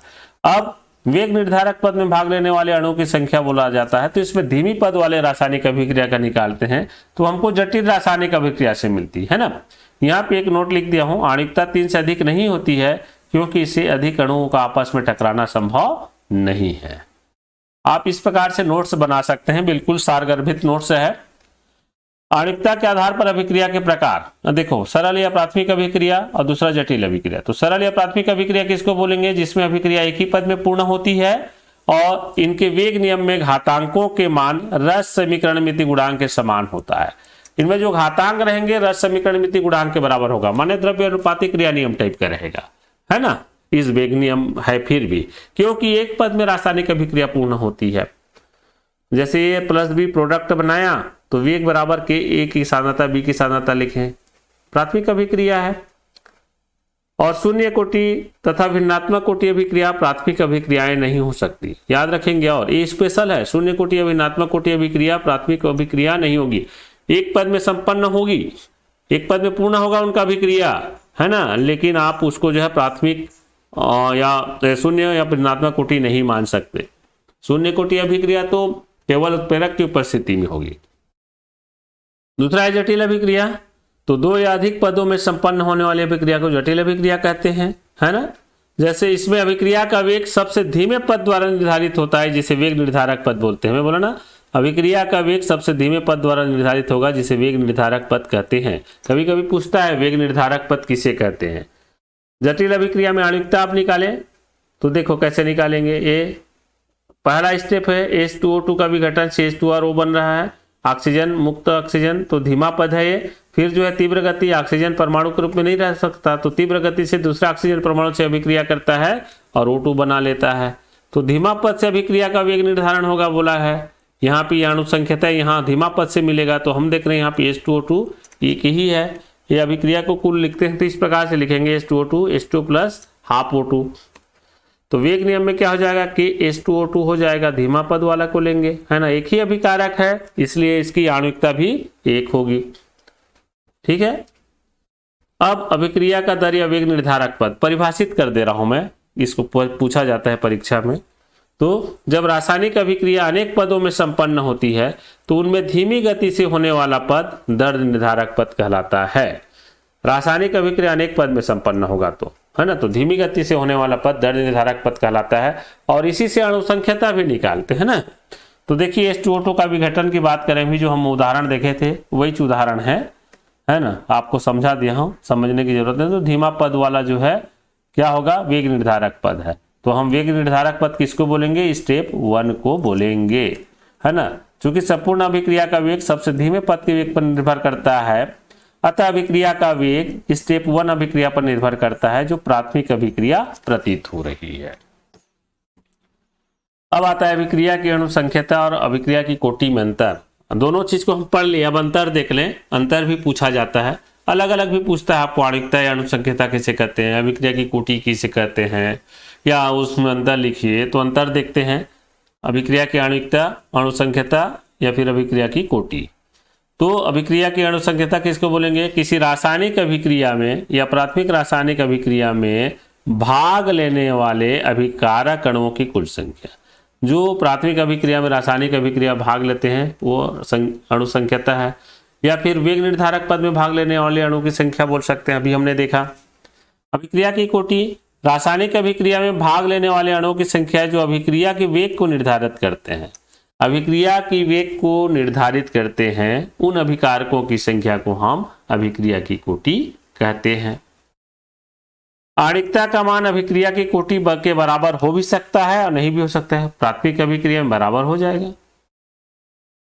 अभिक्रिया की कोटि का मान आणविकता से अधिक नहीं हो सकता है, आणविकता से अधिक नहीं होगा, भले कम हो जाएगा। किसी भी रासायनिक अभिक्रिया की आणविकता का मान पूर्णांक 1, 2, 3 हो सकता है, लेकिन अभिक्रिया की कोटि 0, ऋणात्मक या भिन्नात्मक भी हो सकता है। 1, 2, 3 तो होगा ही होगा, लेकिन अभिक्रिया की कोटि 0 भी हो सकता है, ऋणात्मक भी हो सकता है, भिन्नात्मक भी हो सकता है। मैंने अभिक्रिया की कोटि आपको बताया भी है प्रकार में। फिर है चौथा, अभिक्रिया की आणविकता की व्याख्या क्रियाविधि द्वारा करते हैं। माने अभिक्रिया की आणविकता क्रियाविधि से निर्धारित होता है, द्रव्य अनुपातिक क्रिया नियम अनुसार होता है इनका, है ना। और अभिक्रिया की कोटि का निर्धारण प्रायोगिक तौर पर होता है, अर्थात वेग नियम का पालन करते हुए होता है, प्रायोगिक तौर पर निर्धारित होता है। अभिक्रिया की आणविकता एक सैद्धांतिक पद है और अभिक्रिया की कोटि एक प्रायोगिक पद है, जो मैं बोल रहा था। अभिक्रिया की आणविकता केवल प्राथमिक अभिक्रिया के लिए लागू होता है, लेकिन अभिक्रिया की कोटि प्राथमिक और जटिल दोनों अभिक्रिया के लिए लागू होता है। ये अंतर है। अब आता है आभासी या छद्म प्रथम कोटि अभिक्रिया किसको बोलेंगे, है ना। उसे अभिक्रिया की कोटि आप जान गए हो कि वेग नियम व्यंजक में प्रयुक्त सांद्रता के घातों का योग या अभिकारक के सांद्रता के घातांकों को या घातांकों का योग अभिक्रिया की कोटि कहते हैं। तो देखते हैं कि अभिकारक के सांद्रता का घात 0 होगा तो 0 कोटि अभिक्रिया, घातांक 1 होगा तो प्रथम कोटि अभिक्रिया, 2 होगा तो द्वितीय कोटि अभिक्रिया, घातांक 3 होगा तो तृतीय कोटि अभिक्रिया, अगर घातांक भिन्नात्मक के रूप में हो तो भिन्न कोटि अभिक्रिया, ये बोला जाता है। लेकिन यहाँ पे एक आया आभासी छद्म प्रथम कोटि अभिक्रिया। छद्म प्रथम कोटि तो रहेगा, लेकिन हम देखेंगे तो अणुसंख्यता के आधार पर द्वितीय कोटि अभिक्रिया होगा, अर्थात अणुसंख्यता 2 या अधिक हो सकते हैं लेकिन कोटि उसकी 1 होगी। आइए परिभाषित करते हैं। वे अभिक्रिया जिनकी कोटि 1 किंतु अणुसंख्यता 2 हो आभासी या छद्म प्रथम कोटि अभिक्रिया कहलाता है। हमको आभास होता है ना। इसमें क्या होता है, जल आधिक्य में हो तो इसकी सांद्रता स्थिर होती है और यह अभिक्रिया की कोटि को प्रभावित नहीं करती। मतलब जल विलायक के रूप में रहता है तो उसकी थोड़ी सी मात्रा को हम परिवर्तन कर दें अभिकारक की सांद्रता में तो उसमें परिवर्तन नहीं होता है, केवल एक ही सांद्रता पर निर्भर करता है, इसलिए प्रथम कोटि अभिक्रिया होती है। तो जल अधिक मात्रा में होता है, थोड़ा भी इसकी सांद्रता आप चेंज कर दो कोई फर्क नहीं पड़ने वाला है। जैसे मैं बोलूँ आप शरबत बनाए हो, मीठा लग रहा है, 1 चम्मच निकाल दो उसमें से, या थोड़ा सा चुटकी भर और शक्कर डाल दो, या फिर है ना, थोड़ा सा पानी डाल दो तो उनकी मिठास में उतना अंतर नहीं आता है। ठीक उसी प्रकार से इसमें है, जल अधिकता में रहता है, इसकी जल की थोड़ी मात्रा निकाल दो या डाल दो, फर्क नहीं पड़ेगा। समुद्र से आप पानी निकाल लो 1 बाल्टी, 1 बाल्टी पानी डाल दो, कोई फर्क पड़ेगा क्या? नहीं पड़ेगा। ठीक उसी प्रकार से इसमें हो रहा है, तो केवल एक ही अभिकारक की सांद्रता पर निर्भर होगा, इसलिए उसको छद्म प्रथम कोटि अभिक्रिया बोलेंगे। देखते हैं अम्लीय माध्यम में एस्टर का जल अपघटन करते हैं, तो देखिए एथिल एसीटेट का जल अपघटन होता है अम्ल की उपस्थिति में, तो एसिटिक अम्ल और एथिल अल्कोहल बनता है। तो यहाँ जो जल की सांद्रता है स्थिर होती है ना। तो आप देख रहे हो यहाँ पे अणुसंख्यता 2 दिख रहा है हमको, अभी हमने अणुसंख्यता देखा था, तो ये इसका एक एथिल एसीटेट एक, H2O का 2, H2O का 1, तो अणुसंख्यता 2 हो रहा है। लेकिन अभिक्रिया की कोटि जब निकालते हैं हम, तो यहाँ पे देखिए इसका अभिक्रिया का वेग से dR/dt बराबर क्या आ गया, KCH3CO2H5, एथिल एसीटेट की घातांक 1 लिखा, मतलब अब n का मान 1 है तो अभिक्रिया की कोटि 1 है। क्योंकि एथिल एसीटेट के सांद्रता में थोड़ा सा भी परिवर्तन कर देते हैं तो अभिक्रिया का वेग प्रभावित हो जाता है। लेकिन जब पानी की जो मात्रा है या पानी जो अभिकारक के रूप में है, इसकी मात्रा को कम ज्यादा करेंगे तो अभिक्रिया के वेग पर कोई भी प्रभाव नहीं पड़ता है। ठीक है, तो इसलिए हम देख रहे हैं यहाँ पे अणुसंख्यता तो 2 है लेकिन अभिक्रिया की कोटि 1 होगी, तो इस प्रकार की अभिक्रिया को हम छद्म या आभासी छद्म प्रथम कोटि अभिक्रिया कहते हैं। दूसरा उदाहरण शर्करा का जल अपघटन। इसमें भी देखिए शर्करा C12H22O11 जो शक्कर है ना घर का, उसमें हाइड्रोलिसिस करते हैं इसको भी अम्ल की उपस्थिति में, तो ग्लूकोज और फ्रक्टोज की समान मात्रा प्राप्त होती है। यहाँ पे आप एरो लगा लेना और यहाँ पे H+ कर लेना। ठीक है, H+ मतलब अम्ल की उपस्थिति में किया जाता है। तो यहाँ भी जल की मात्रा है, जल विलायक के रूप में है, थोड़ा बहुत कम ज्यादा करो, अभिकारक की सांद्रता में कोई परिवर्तन नहीं होता, अर्थात उसकी सांद्रता स्थिर है।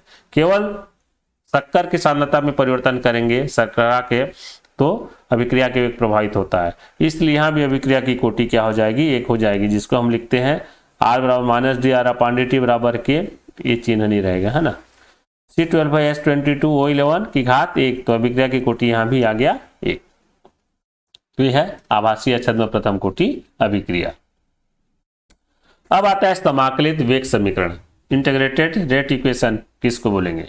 तो अभिक्रिया की कोटि निर्धारण हेतु अवकल वेग समीकरण को समाकलित करने से प्राप्त समीकरण समाकलित वेग समीकरण कहलाता है। अवकल वेग समीकरण में बताया हूं आपको, फिर बता दूंगा भी अवकल वेग समीकरण क्या होता है। ठीक है, ये विभिन्न कोटि अभिक्रिया होती है, अलग अलग समाकलित वेग समीकरण होते हैं, अलग अलग अभिक्रिया कोटि होती है, अलग अलग होगी, लेकिन हमको जो है शून्य कोटि और प्रथम कोटि अभिक्रिया का ही पढ़ना है, ये दोनों हमारे सिलेबस में है। अब देखते हैं अवकल वेग समीकरण क्या है, बता देता हूं। जैसे अभिकारक है R, उत्पाद बन रहा है P, तो हम वेग नियम से लिखते हैं वेग समानुपाती R की घात n, और ये वेग नियम से आता है। फिर हम समानुपातिक चिन्ह को हटा करके स्थिरांक लगाते हैं, तो देखिए यहाँ पे स्थिरांक आ गया के, तो इसको लिख सकते हैं समानुपातिक चिन्ह के स्थान पर बराबर के। अवकल वेग समीकरण है, इस सांद्रता आधारित वेग समीकरण है ना, इसी को हम अवकल वेग समीकरण बोलते हैं। तो ये सांद्रता आधारित वेग समीकरण ही अवकल वेग समीकरण है। इस सांद्रता पर आधारित, यहाँ पे सांद्रता का मान लिखा गया है, देखिए। ठीक है, अब आता है शून्य कोटि अभिक्रिया हेतु समाकलित वेग समीकरण ज्ञात करें। तो उसके पहले हम देख लें, समाकलित वेग समीकरण निकालने के पहले शून्य कोटि अभिक्रिया क्या है पूछा जाता है परीक्षाओं में, तो परिभाषित करके एक आध उदाहरण देख लेते हैं। देखिए, जब क्रियाकारकों की घातों का योग शून्य होता है या अभिकारकों के घातों का योग शून्य होता है तो शून्य कोटि अभिक्रिया कहते हैं। या आप इसको बोल सकते हो, जब अभिक्रिया की दर या अभिक्रिया का वेग अभिकारकों या क्रियाकारकों के सांद्रता पर निर्भर नहीं करती है तो उसे शून्य कोटि अभिक्रिया कहते हैं। आप कंफ्यूज मत होना, आप दोनों को मत लिखिए, अभिक्रिया की दर लिखिए या अभिक्रिया की वेग लिखिए। इसी प्रकार क्रियाकारकों लिखिए या फिर अभिकारकों लिखिए, एक ही चीज है ना। तो उसे शून्य कोटि अभिक्रिया कहेंगे जब क्रियाकारकों के घातों का योग शून्य हो, या बोल सकते हैं अभिक्रिया की दर सांद्रता पर अभिकारक की सांद्रता पर निर्भर नहीं करती है, और इसकी इकाई होती है मोल प्रति लीटर प्रति सेकंड। जो अभिक्रिया की वेग की इकाई है वही इकाई शून्य कोटि अभिक्रिया की इकाई होती है। एक उदाहरण है, देखिए H2Cl2 प्रकाश की उपस्थिति में Cl बना रहा है, तो ये शून्य कोटि अभिक्रिया है। एक चीज बता दूं मैं आपको, उत्प्रेरक की उपस्थिति में जितने भी अभिक्रियाएं होंगी शून्य कोटि अभिक्रिया होगी। है ना। आप H2 और Cl2 करके एक एक करके दो मत जोड़ देगा, नहीं तो फिर द्वितीय कोटि अभिक्रिया समझ लोगे, क्योंकि यहाँ पे उत्प्रेरक है। तो जहां आपको उत्प्रेरक दिया रहेगा, उत्प्रेरक की उपस्थिति में जितने भी अभिक्रियाएं होती है सभी शून्य कोटि अभिक्रिया होती है। तो हम शून्य कोटि अभिक्रिया के लिए देखिए n का मान 0 0 रख दिए। अब आता है शून्य कोटि अभिक्रिया हेतु वेग व्यंजक निकालना है या दर व्यंजक ज्ञात करना है या समाकलित वेग समीकरण बोले तो देखते हैं। माना कोई अभिक्रिया है R और उत्पाद बन रहा है P। अब वेग बराबर हम इसको लिख सकते हैं -dr/dt समानुपाती r की घात n, है ना। वेग नियम व्यंजक वेग नियम से अब समानुपातिक चिन्ह को हटा दो, आप स्थिरांक लगेगा बराबर के, तो हो जाएगा -dr/dt बराबर के r की घात n, है ना। अब n बराबर 0 रखें, क्योंकि हम n का मान 0 क्यों रखेंगे कि शून्य कोटि अभिक्रिया ही पढ़ रहे हैं, अभिक्रिया की कोटि है n, तो n का मान 0 रख दें। तो हम इसको इस प्रकार से लिख सकते हैं, देखिए n के मान के जगह में क्या आ गया 0 आ गया, बाकी सेम उतार दिए। फिर अब n r का मान 0 है तो अभिक्रिया की कोटि 0 है, लेकिन हम पढ़े अभिकारक की सांद्रता 1 होती है, हमेशा 1 होगी, 1 से कम नहीं हो सकती है।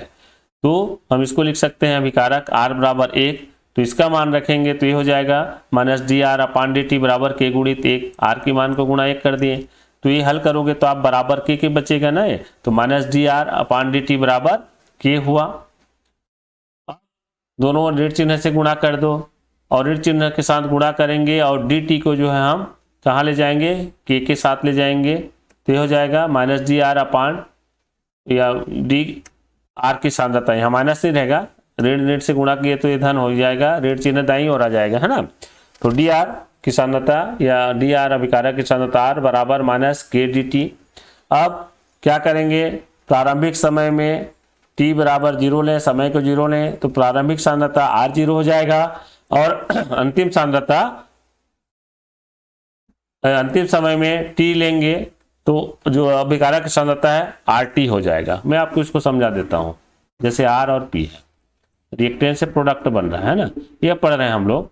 तो अगर समय को हम माने 0, तो 0 माने तो R की सांद्रता को हम मानेंगे R0, प्रारंभिक सांद्रता R0 मानेंगे, और कुछ समय बाद जब फिर पुनः अध्ययन करते हैं t सेकंड बाद या t समय बाद, तो ये जो सांद्रता को हम अंतिम सांद्रता को अभिकारक के RT के रूप में प्रदर्शित करते हैं। तो प्रारंभिक सांद्रता R0 लिए, अंतिम सांद्रता RT लिए समय के साथ में, और इसको लेने के बाद जब समाकलन करते हैं तो इस प्रकार से लिखा जाएगा ये समीकरण, इसका समाकलन कर देते हैं हम, और स्थिरांक का समाकलन नहीं होता है तो इसलिए हमने स्थिरांक को समाकलन नहीं किया है। तो देखिए समाकलन लिए तो लिमिट लिया गया है, तो जब भी समाकलन करते हैं तो dr मतलब अभिकारक की सांद्रता में समाकलन कर रहे हैं, तो प्रारंभिक सांद्रता इसको R0 माने थे, R0 नीचे रहेगा और अंतिम सांद्रता RT। उसी प्रकार समय का सांद्रता करें, अब समाकलन करें तो जो है लोअर लिमिट 0 होगा और अपर लिमिट t होगा, क्योंकि प्रारंभिक समय 0 था, अंतिम समय t था। तो यहाँ पे देखिए लिमिट भी मिलता है, देखो प्रारंभिक समय 0 था तो प्रारंभिक समय R0 इसके सिद्ध में रहेगा, अंतिम समय t है तो अंतिम सांद्रता RT है, तो एक दूसरे के सिद्ध में रहते हैं ना। तो ऊपर वाले को बोलेंगे अपर लिमिट और नीचे वाले को बोलेंगे लोअर लिमिट। अब क्योंकि क्या होता है गणितीय सूत्र में पढ़ते हैं आप लोग, तो ये जो है इसका समाकलन dr का जो मान होता है r के बराबर आएगा और ये समाकलन dt का मान जो है t होगा। तो इसको मान को रख दें तो ये हो जाएगा इस प्रकार से, देखिए ये जो dr का समाकलन dr है ना, इसका मान किसके बराबर होगा r के, तो r मतलब अभिकारक की सांद्रता को लिखे, लेकिन लिमिट रहेंगे तो लोअर लिमिट R0 था रहेगा, अपर लिमिट RT लिखा गया, -k का -k लिखो। फिर यहाँ पे देखिए समाकलन dt का मान क्या होता है, t के बराबर होता है, तो हमने t को लिखा है ना, और उसका लोअर लिमिट था, समय का प्रारंभिक समय 0 था, अपर लिमिट t है तो ऊपर लिखेंगे, तो लोअर लिमिट अपर लिमिट इस प्रकार से लिखा जाता है। अब क्या करेंगे, अपर लिमिट से लोअर लिमिट को घटा देंगे, मतलब r के मान RT के बराबर है ना, और इसी r का मान R0 के बराबर है, तो अपर लिमिट से लोअर लिमिट को घटा देंगे हम, ठीक है। तो देखिए RT - R0 -k का k, अब t का मान अंतिम समय के लिए t है और प्रारंभिक समय के लिए ऋण शून्य है, तो t में ऋण शून्य कर अपर लिमिट में लोअर लिमिट को घटा दो। अब इसको जब हम हल करते हैं तो इस प्रकार से आएगा RT माइनस R0 तो सेम है, यहाँ पे माइनस के और t का गुणा करेंगे तो KT आएगा और माइनस के और 0 का गुणा करेंगे तो 0 आएगा, तो गुणित शून्य लिखते तो मतलब नहीं है शून्य लिखने का, गुणित शून्य का, तो मैंने लिख दिया माइनस KT। ठीक है, डायरेक्ट लिख दिए। अब ये हो जाएगा RT बराबर माइनस KT प्लस R0, ये जो R0 को है इधर ले आए तो माइनस चिन्ह है तो प्लस चिन्ह के साथ प्लस R0 हो गया, और ये जो है समाकलित वेग समीकरण कहलाता है शून्य कोटि अभिक्रिया का। क्या है शून्य कोटि अभिक्रिया का? समाकलित वेग समीकरण है। अब इसमें हमको ग्राफ खींचना है, तो देखो इसकी तुलना क्या करें, समीकरण को सरल रेखा के समीकरण y बराबर my x धन c से तुलना करके RT और T के मध्य ग्राफ खींचे। ये RT और T के मध्य ग्राफ खींचे तो एक सरल रेखा प्राप्त होता है जिसका ढाल माइनस के और अंतःखंड R0 के बराबर होता है। तो यहाँ पे देखो y mx c से तुलना कर रहे हैं हम लोग, तो y के जगह पे हम लेंगे RT, m को हम मानेंगे माइनस के जो ढाल है, और x जो है x अक्ष को t मानेंगे और सांद्रता को R0 मानेंगे, R0 मानेंगे। तो लिखते हैं, देखिए ग्राफ खींच रहे हैं हम, देखिए RT हो गया y अक्ष है, ठीक है, और ये जो है x अक्ष है इसको हम t ले रहे हैं। अब सांद्रता ले रहे हैं हम लोग, तो सांद्रता को क्या मानना है R0, ये जो सांद्रता है सांद्रता तो 0 नहीं होता, तो ये R0 देखिए। अब ग्राफ खींचेंगे इसमें तो ढाल ये जो माइनस है ना, m रहता तो ग्राफ खींचते तो क्या आता, इस प्रकार से जाता, प्लस में रहता है m का मान, लेकिन ढाल जो है हमारा माइनस है तो ये ग्राफ जो है नीचे आएगा इस प्रकार से, और ये हमारा क्या है माइनस के है, ढाल है जिसको प्रवणता भी कहा जाता है। तो इस प्रकार से ग्राफ प्राप्त होगा। अब इस समाकलित वेग समीकरण से हमको वेग स्थिरांक निकालना है, k का मान अगर ज्ञात करना है तो कैसे करें, तो इसके लिए ये देखिए RT minus KT plus R0 है, तो इसके लिए क्या करें हम इस प्रकार से इसको लिख सकते हैं, एक k को बाहर कर दें, k को यहाँ ले आए, तो k को यहाँ ले आएंगे तो क्या हो जाएगा, ये RT इधर पक्षांतर होकर चला जाएगा, तो ये हो जाएगा मतलब k के जगह में हमने RT को लाया, ठीक है, सॉरी RT के जगह, हाँ RT के जगह में k को लाया तो माइनस चिन्ह है तो प्लस हो जाएगा, ये k हो गया, और RT को हमने ला लिया राइट पक्ष में, दाया पक्ष में, तो प्लस चिन्ह है, इसमें कुछ नहीं मतलब प्लस है, तो ये माइनस RT हो गया, और ये जो t है t को हम वहीं रहने देते हैं, इसको बटा t के रूप में लिखेंगे क्योंकि ये KT के मान के बराबर होगा। तो ये है शून्य कोटि अभिक्रिया के लिए वेग व्यंजक स्थिरांक, या फिर आप इसको इस प्रकार से लिख सकते हैं। अच्छा, इसको किस प्रकार से लिखें, R0 माइनस RT है तो इसकी जगह में x भी लिख सकते हो। अगर पदार्थ के प्रारंभिक सांद्रता में अंतिम सांद्रता को घटाते हैं तो मान को x लें तो k बराबर 1 अपान t हो सकता है, तो उसी को बता रहा हूं मैं, है ना। तो वेग स्थिरांक समीकरण है ही, यदि प्रारंभिक सांद्रण R0 और t समय बाद RT के अंतर को हम x से प्रदर्शित करें, x माने, तो इसको हम लिख सकते हैं k बराबर 1 अपान t, कई बुक में यह दिया रहता है, तो दोनों सही हैं, आप यहां तक भी लिखो चाहे यहां तक लिखो, है ना, कंफ्यूजन नहीं होना है उसमें। अब आता है प्रथम कोटि अभिक्रिया के लिए समाकलित वेग समीकरण। तो प्रथम कोटि अभिक्रिया किससे कहते हैं पहले देख लें। तो जब अभिक्रिया की वेग या दर क्रियाकारकों के प्रारंभिक सांद्रता पर निर्भर करती है तो उसे प्रथम कोटि अभिक्रिया कहते हैं। देखो शून्य कोटि अभिक्रिया में प्रारंभिक सांद्रता पर निर्भर नहीं था क्रियाकारक के अभिक्रिया की वेग जो है, लेकिन इसमें निर्भर रहेगा। यह परिभाषित कर सकते हो, क्रियाकारकों की घातों का योग 1 होता है तो उसे प्रथम कोटि अभिक्रिया कहते हैं, और इसकी इकाई जो है प्रति सेकंड है, सेकंड इनवर्स होती है। और एक उदाहरण है छद्म कोटि प्रथम अभिक्रिया का लिया हूं मैं, लेकिन प्रथम कोटि अभिक्रिया ही मानोगे ना आप इसको, जिसके बारे में बता चुका हूं। अब प्रथम कोटि अभिक्रिया हेतु वेग समीकरण या वेग व्यंजक की स्थापना करना है हमको, या समाकलित वेग समीकरण प्राप्त करेंगे।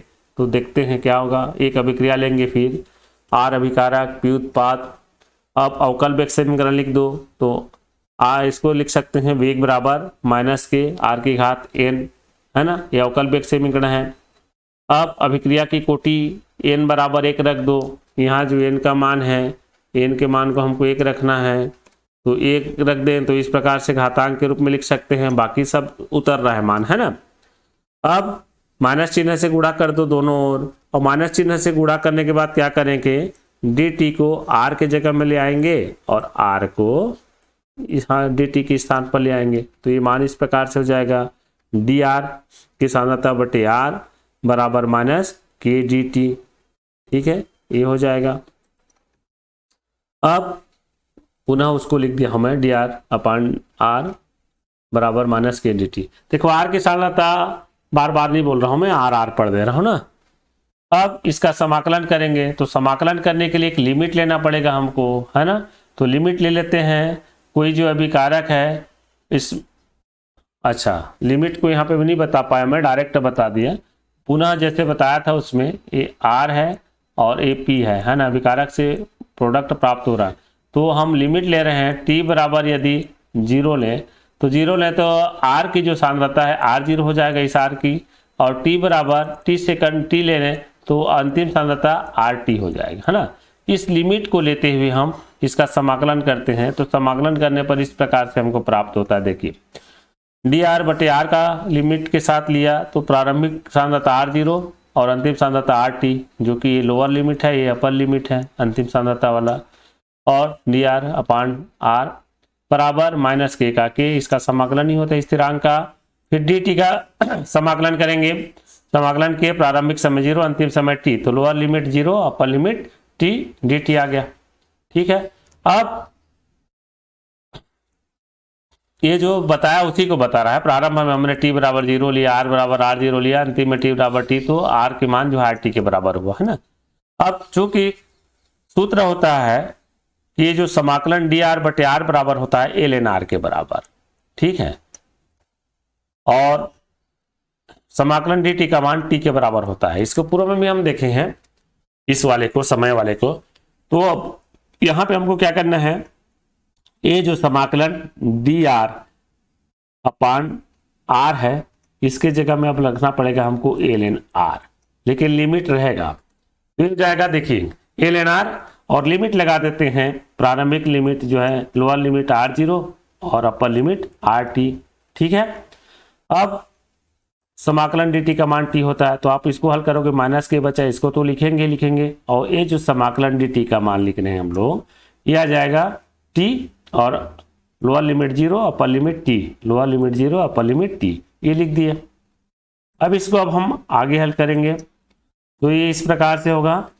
देखिए क्या होता है, ln r का मान जो है किसके बराबर है, rt के बराबर, तो इसको हमने लिख दिया ln rt, r के स्थान पर, है ना, तो ln rt हो गया।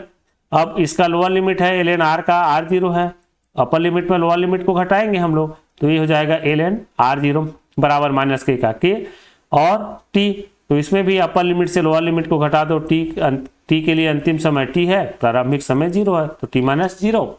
अब इसको हल करो, तो हल करेंगे तो आ जाएगा ln rt बराबर क्या लिख सकते हैं हम इसको, माइनस के टी प्लस ln r0।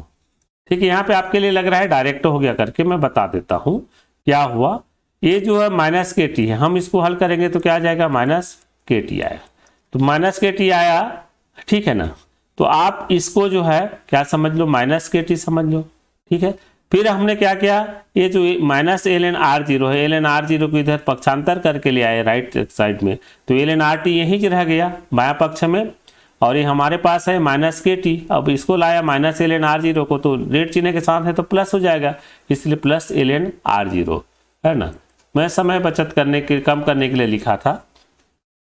तो ये प्रथम कोटि अभिक्रिया का समाकलित वेग समीकरण है, यह दर्श समीकरण है बोल सकते हो। ग्राफ खींचे इसके मध्य में, तो y बराबर mx से तुलना करेंगे, है ना। तो देखो y के लिए हम y अक्ष को ln rt मानेंगे, ठीक है, ln rt आ गया, x अक्ष को t मानेंगे, ये जो है t मानेंगे। अब सांद्रता को r0 मानेंगे, ठीक है, ये देखिए ln r0 ये सांद्रता हो गया यहाँ है। अब ग्राफ खींचेंगे तो ढाल ऊपर नहीं जाएगा सरल रेखा में, नीचे की ओर आएगा, माइनस में है इसलिए ढाल जो है नीचे आ जाएगा, ये सरल रेखा नीचे की ओर आएगा, ये हमारा माइनस के या ढाल। ठीक है, अब इसका वेग स्थिरांक निकालना है हमको। वेग स्थिरांक निकालना है तो आगे हल करिए। ये जो माइनस के टी है, माइनस के टी को हम एल एन आर टी की जगह में ले आए तो माइनस था, प्लस हो जाएगा चिन्ह, और एल एन आर टी जो है दाया पक्ष हमारा ऋण चिन्ह के साथ है, तो सॉरी ये धन चिन्ह के साथ है, तो ऋण चिन्ह में आ जाएगा एल एन आर टी। तो हम इसको लिख सकते हैं फिर अगला स्टेप में के टी बराबर L N R zero minus L N R T. अब हमको क्या करना है, यहाँ पे एक चीज याद रखना, L N R zero minus L N R T बराबर होता है एल एन आर जीरो बटे आर टी। ये जो एल एन आर जीरो है इसमें घटाएंगे L N R T, X Y करके आता है उसमें आर जीरो आर टी की जगह में गणित में, तो सूत्र में होता है उसका जब हम हल करेंगे तो एल एन आर जीरो बटे आर टी के रूप में इसको लिखा जाता है। तो इस मान को रख देंगे तो हो जाएगा के टी बराबर L N R zero upon R T हो जाएगा। अब या हम इसको लिख सकते हैं के का मान हमको निकालना है तो टी को क्या करें, टी को यहाँ पे ले आए तो एक बटे टी के रूप में आ जाएगा एल एन के पहले, तो टी को हम इधर लाने, अब चूंकि हमको के का मान निकालना है ना वेग स्थिरांक, तो एक बटे की लिख सकते हैं, फिर L N R zero R T लिख दिए। अब यहाँ पे मान रख दो, इसका मान एल एन प्राकृतिक लॉगरिथम का मान रख रहे हैं हम लोग, तो के बराबर हो जाएगा 0.303 log 10। प्राकृतिक लॉगरिथम का जो मान होता है एल एन का मान 2.303 के बराबर होता है log 10 के बराबर। ठीक है, और ए बटा टी है तो टी है, और आर जीरो बटे आर टी इस रूप में लिखा जाता है। अब या फिर हम इसको लिख सकते हैं इस प्रकार से, के बराबर 2.303 टी log 10 ए अपान ए माइनस एक्स। क्या है, आर नॉट पदार्थ की प्रारंभिक सांद्रता को ए माना गया है ना। ये एक से कैसे आया बता देता हूं। देखो, प्रारंभिक सांद्रता और अंतिम सांद्रता के ऊपर निर्भर करता है, पदार्थ अभिकारक है, तो मान लो टी बराबर 0 है, तो 0 है तो इसका ए मोल लिए थे, ए मोल लेने से प्रोडक्ट 0 था। अब जब टी से समय बाद ये जो है प्रोडक्ट बना देता है, एक्स बना लेता है, तो अभिकारक की अंतिम सांद्रता क्या हो जाएगी, ए माइनस एक्स हो जाएगी, है ना। और हमने क्या लिया था, टी बराबर 0 तो इसको आर जीरो लिए थे, अंतिम सांद्रता को आर टी लिए थे। ठीक है, तो उस आधार पे आर जीरो की जगह में क्या ले लिया, ए लिया, तो ए रख सकते हो आप, और आर टी जो रखे थे टी बराबर टी, तो ए माइनस एक्स के बराबर है, तो इस प्रकार से भी आप जो हो लिख सकते हो। तो ए बटे ए माइनस एक्स लिख सकते हैं इसके स्थान पे। ठीक है, कई बुक में जो है नीचे वाला सूत्र दिए रहता है, तो ये दोनों सही है, और वेग स्थिरांक निकालना है तो कोई एक को आप लिख सकते हो, दिक्कत नहीं है। ये वेग स्थिरांक का व्यंजक है। अब अर्ध आयुकाल किसको बोलते हैं, नाम से पता चल रहा है आधा आयु समय, है ना, आधा समय। तो इसको टी हाफ से प्रदर्शित करते हैं, टी हाफ करके, तो वह किसी अभिक्रिया के 50% पूर्ण होने में लगा समय को उस अभिक्रिया का अर्ध आयुकाल कहते हैं। या सामान्य में हम बोले ना तो वह समय जिसमें आधी अभिक्रिया पूर्ण हो जाती है, या वह समय जिसमें 50% अभिक्रिया पूर्ण हो जाती है, या वह समय जिसमें अभिकारक की सांद्रता घटकर 50% रह जाती है। अलग अलग रूप से परिभाषित कर सकते हो, मैं और ले रहा हूं कुछ। अच्छा, इसे टी हाफ से व्यक्त करते हैं, या वह समय जिसमें अभिकारक की सांद्रता आधी हो जाती है, अर्ध आयुकाल है, या 50% हो जाती है बोल सकते हो घट करके, या बोल सकते हो वह समय जिसमें आधी अभिक्रिया 50% पूर्ण हो जाती है। तो अलग अलग यहाँ परिभाषा लिखा गया है, आपको जो परिभाषा इजी लगे आप उसका प्रयोग करिए। एक ही परिभाषा लिखना ना, शून्य कोटि अभिक्रिया का अर्ध आयुकाल ज्ञात करना है। आप अर्ध आयुकाल परिभाषा हम समझ गए, आप शून्य कोटि प्रथम कोटि अभिक्रिया का अर्ध आयुकाल ज्ञात करना आपके सिलेबस में है। तो चलते हैं शून्य कोटि अभिक्रिया के लिए वेग स्थिरांक, सबसे पहले वेग स्थिरांक निकालते हैं, उसको लिखते हैं, तो उसी से निकलता है अर्ध आयुकाल। तो वेग स्थिरांक का सूत्र हमने पढ़ा, के बराबर R zero minus R T. R T को मैंने यहाँ पे आर ही लिख दिया है, आप चाहो तो आर टी लिख सकते हो यहाँ पे, है ना, वहां पे आर टी पढ़े थे, कंफ्यूज मत होइए।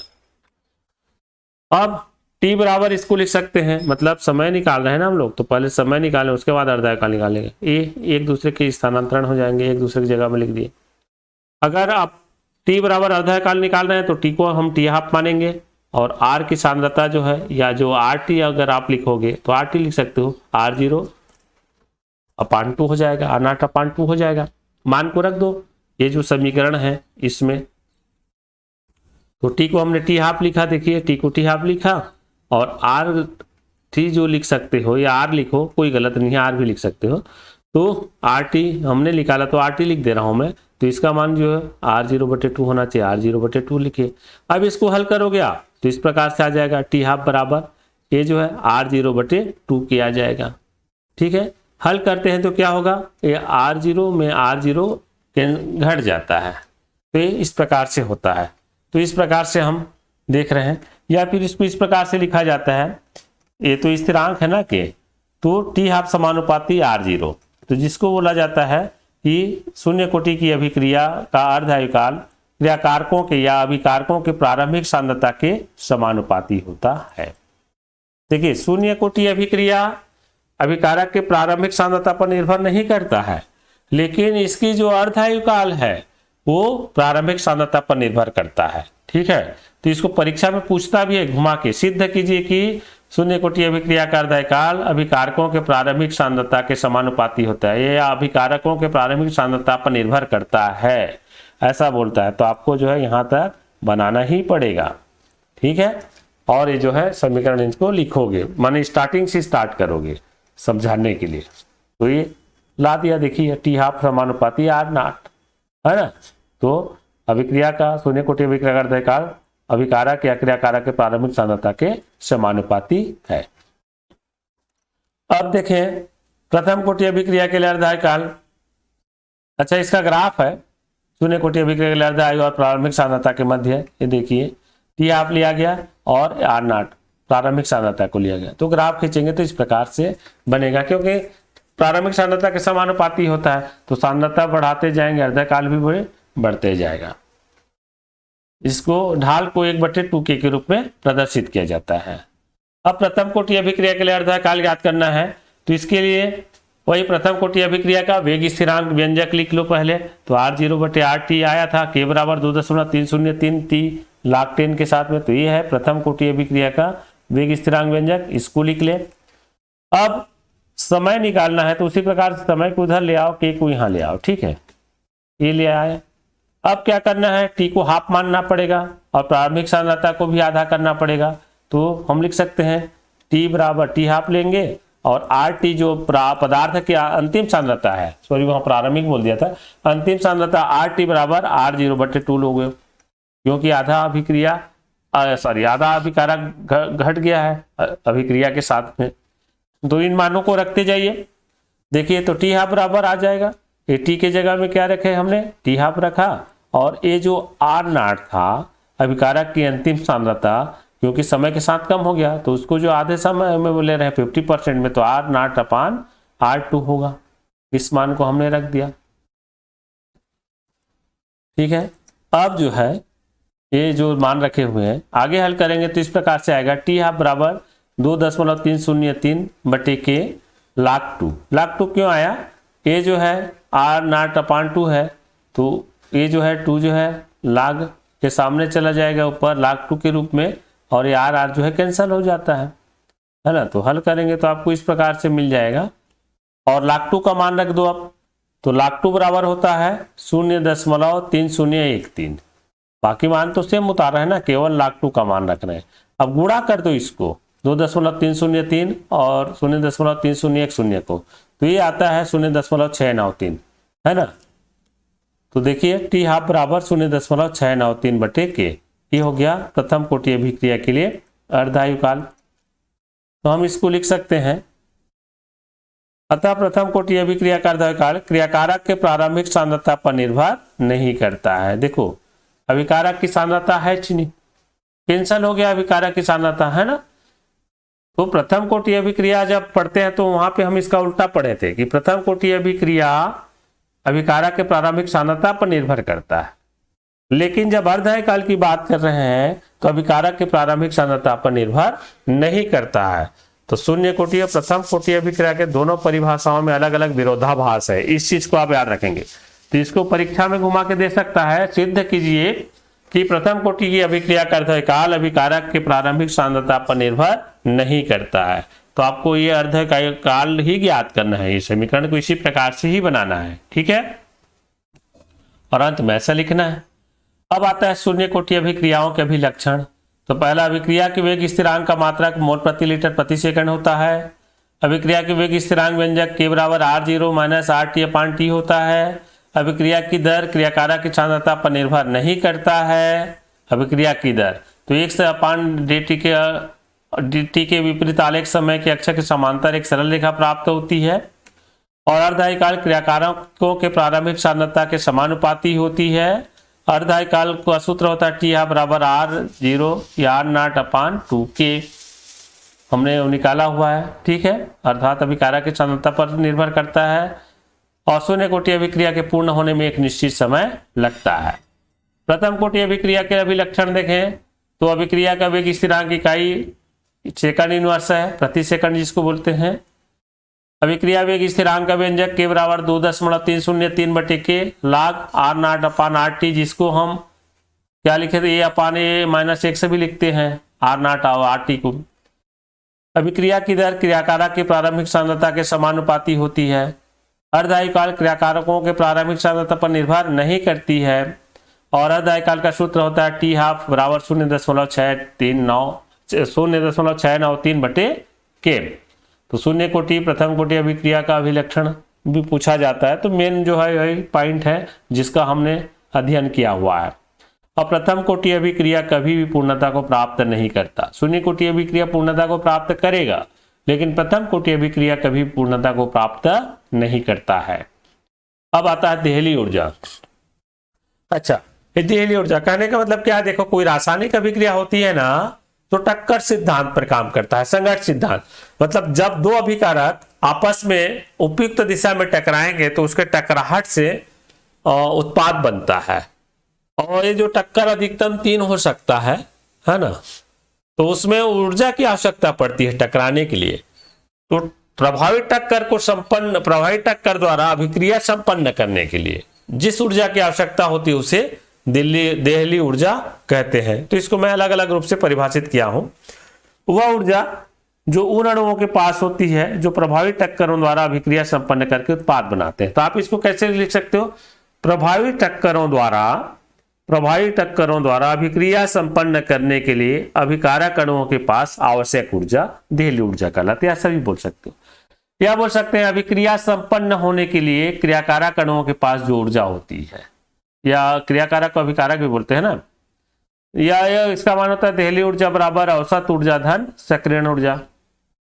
ये देखिए है, या इसको और परिभाषा बोल सकते हैं, ऊर्जा की वह न्यूनतम मात्रा जो टक्कर के बाद अभिक्रिया होने के लिए आवश्यक होती है देहली ऊर्जा कहलाती है।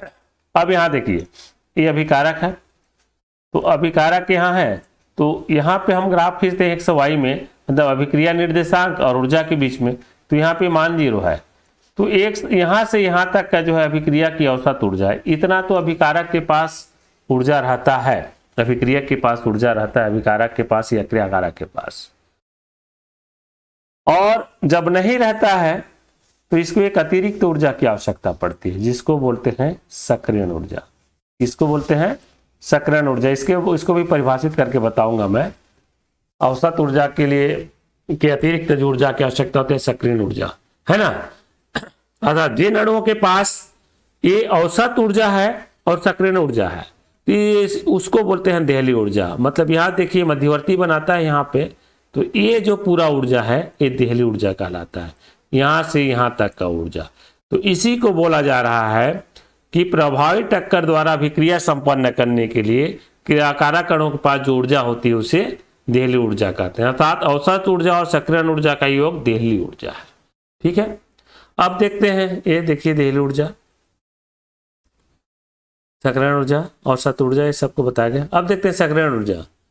तो क्रियाकारकों से सकृत संकुल या मध्यवर्ती निर्माण के लिए आवश्यक ऊर्जा को सक्रियण ऊर्जा कहते हैं, क्योंकि मध्यवर्ती बनाने के लिए सक्रियण ऊर्जा की आवश्यकता होती है। क्या बोल सकते हैं, देहली ऊर्जा से कम ऊर्जा वाले अणुओं को, जिसके पास देहली ऊर्जा से कम ऊर्जा है तो उन अभिकारक अणुओं को उत्पाद बनाना है या मध्यवर्ती बनाना है तो ऊर्जा की अतिरिक्त आवश्यकता होती है, उसी बोला जाता है सक्रियण ऊर्जा। ठीक है, या वो इसको सक्रियण ऊर्जा को ई ऐसे प्रदर्शित करते हैं और इसकी इकाई किलो जूल प्रति मोल या किलो कैलोरी प्रति मोल होती है। ठीक है, तो हम बोल सकते हैं सक्रियण ऊर्जा बराबर होता है देहली ऊर्जा ऋण क्रियाकारक का न्यूनतम ऊर्जा। मतलब देहली ऊर्जा में क्रियाकारक के औसत ऊर्जा या न्यूनतम ऊर्जा को घटा देंगे तो उसको बोला जाता है सक्रियण ऊर्जा। इसका ग्राफ से आपको समझ में आ जाएगा। देखिए, ये देखिए, है ना, तो अभिकारक अणुओं के पास ये अभिकारक है, उत्पाद बना रहा है ना, तो डायरेक्ट उत्पाद नहीं बनेगा। ये जो है ये ऊर्जा, ये औसत ऊर्जा है। अब इसके पास बस इतनी ऊर्जा है, अब इसको उत्पाद बनाना है, तो उत्पाद बनाना है तो क्या है, देहली ऊर्जा भी नहीं है। देहली ऊर्जा हम किसको बोलते हैं, पूरा यहां से यहां तक की ऊर्जा को बोलते हैं। तो देहली ऊर्जा नहीं है इसके पास, अर्थात केवल औसत ऊर्जा है। तो देहली ऊर्जा तक जाने के लिए, प्राप्त करने के लिए या मध्यवर्ती बनाने के लिए इसको और अतिरिक्त ऊर्जा की आवश्यकता होगी। तो अतिरिक्त ऊर्जा की आवश्यकता होगी जो कि यहां से यहां तक की है ना। मध्यवर्ती यहां से बनेगा, मध्यवर्ती बनने के बाद ही उत्पाद बनेगा। तो ये जो अतिरिक्त ऊर्जा है ये सक्रियण ऊर्जा कहलाती है।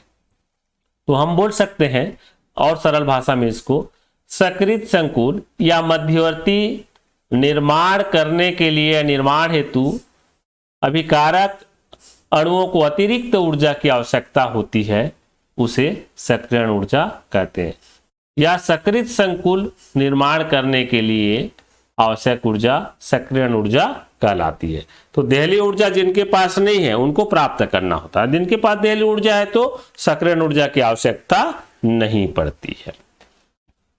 अब आता है सक्रियण ऊर्जा पर उत्प्रेरक का क्या प्रभाव पड़ता है। तो उत्प्रेरक किसको बोलते हैं, आप सब जानते हैं कि ऐसा पदार्थ जो अभिक्रिया की वेग को परिवर्तित कर देता है लेकिन स्वयं रासायनिक अभिक्रिया में भाग नहीं लेता है। और उत्प्रेरक अभिक्रिया के लिए एक वैकल्पिक पथ प्रदान करता है और सक्रियण ऊर्जा को कम कर देता है। सक्रियण ऊर्जा कम होता है तो अभिक्रिया का वेग बढ़ जाता है, अर्थात सक्रियण ऊर्जा ज्यादा लगती थी वहां कम सक्रियण ऊर्जा लगेगा और मध्यवर्ती निर्माण से उत्पाद बन जाएगा, अर्थात अभिक्रिया का वेग जल्दी होगा। अभिक्रिया का वेग ज्यादा होगा माने उत्पाद जल्दी बनेगा। सक्रियण ऊर्जा कम हो तो अभिक्रिया का वेग अधिक हो जाएगा और तीव्र अभिक्रिया होगा। सक्रियण ऊर्जा अधिक हो तो अभिक्रिया का वेग कम होगा, मंद होगा, है अभिक्रिया जो है। और सक्रियण ऊर्जा पर उत्प्रेरक को प्रभाव को बताया गया है। देखिए जो डॉटेड लाइन है ये ऊपर वाला लाइन है, बिना सक्रियण ऊर्जा के उत्पाद बन रहा है ना, मतलब बिना उत्प्रेरक की उपस्थिति में, सक्रियण ऊर्जा बोल रहा हूं, बिना उत्प्रेरक की उपस्थिति में उत्पाद बनता है तो यहां तक आ रहा है। लेकिन जैसे ही उत्प्रेरक का प्रयोग करते हैं तो देखिए जल्दी उत्पाद बनता है, अभिक्रिया का वेग बढ़ जाता है क्योंकि सक्रियण ऊर्जा का मान कम हो जाता है। का मान कम होगा माने अभिक्रिया का वेग अधिक होगा और उत्पाद जो है आसानी से बनेगा, जल्दी बनेगा। तो यहाँ पे लिखा भी है, आप समझ सकते हो कि उत्प्रेरक के बिना सक्रियण ऊर्जा अधिक लग रहा है बिना उत्प्रेरक के, लेकिन जैसे उत्प्रेरक का प्रयोग के सक्रियण ऊर्जा का मान कम हो जाता है माने उत्पाद जल्दी बनेगा, अभिक्रिया का वेग बढ़ जाएगा। अब ऊर्जा अवरोध ये क्या है, तो वह न्यूनतम ऊर्जा जिसे प्राप्त करने के बाद ही क्रियाकारक अणु उत्पाद में परिवर्तित होते हैं, ऊर्जा अवरोध कहलाते हैं। मतलब वह ऊर्जा जिसे अभिकारक प्राप्त करेंगे तभी उत्पाद में परिवर्तित हो सकते हैं। तो ऊर्जा अवरोध अर्थात हम बोल सकते हैं देहली ऊर्जा के बराबर होना चाहिए ऊर्जा, तब उत्पाद बनता है ना। तो देखो देहली ऊर्जा के बराबर होने के लिए क्या करना पड़ा, औसत ऊर्जा के लिए और ऊर्जा आवश्यकता पड़ा, सक्रियण ऊर्जा बोला गया। ठीक है, तो इसे प्राप्त करने के बाद ही क्रियाकारक अणु उत्पाद में परिवर्तित होता है, उसे ऊर्जा अवरोध कहते हैं। इसको ऐसा समझ सकते हो, आप किसी पहाड़ी से उस पहाड़ी पर जाना है तो पहाड़ी के शिखर पर आप पहुंचोगे तो ऊर्जा अवरोध है, तो आपके लिए जाने तक उतना ऊर्जा होना चाहिए, है ना, तब पहाड़ी के उस पार जाओगे। या बोल सकते हैं देहली ऊर्जा के बराबर या से अधिक ऊर्जा रखने वाले क्रियाकारक अणु ही उत्पाद में परिवर्तित हो जाते हैं, अतः देहली ऊर्जा एक ऊर्जा अवरोधक है। ठीक है, ये ग्राफ से देखिए ये ऊर्जा अवरोधक है, ये ऊर्जा अवरोधक है। यहाँ पे आप ग्राफ में देख रहे हैं, यहाँ पे ये ऊर्जा अवरोधक पहाड़ी का जो शिखर बोल रहे थे ना, पहाड़ के इस पार बोलो और ये उस पार बोलो, तो इस पार आना है उसको।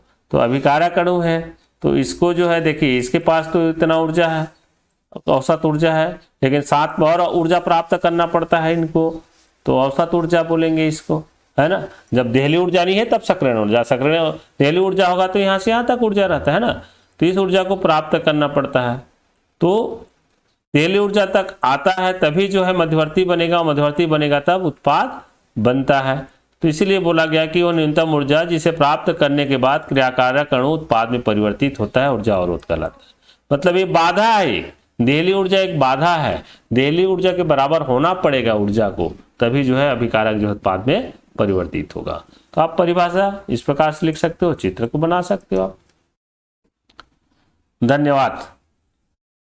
आपको इसमें जो कठिनाई आई होगी आप कमेंट बॉक्स में लिख देंगे, और अपने मित्रों में जो है वीडियो बिल्कुल शेयर करिए। ये सारगर्भित नोट्स है, बिल्कुल सारगर्भित नोट्स है, अच्छे अंक मिलेंगे आपको। आप इसको पढ़िए, समझिए और इसको याद भी कर लीजिए, क्योंकि ये आपके परीक्षा के लिए बहुत महत्वपूर्ण है। अच्छे अंक आप इस माध्यम से प्राप्त कर सकते हैं।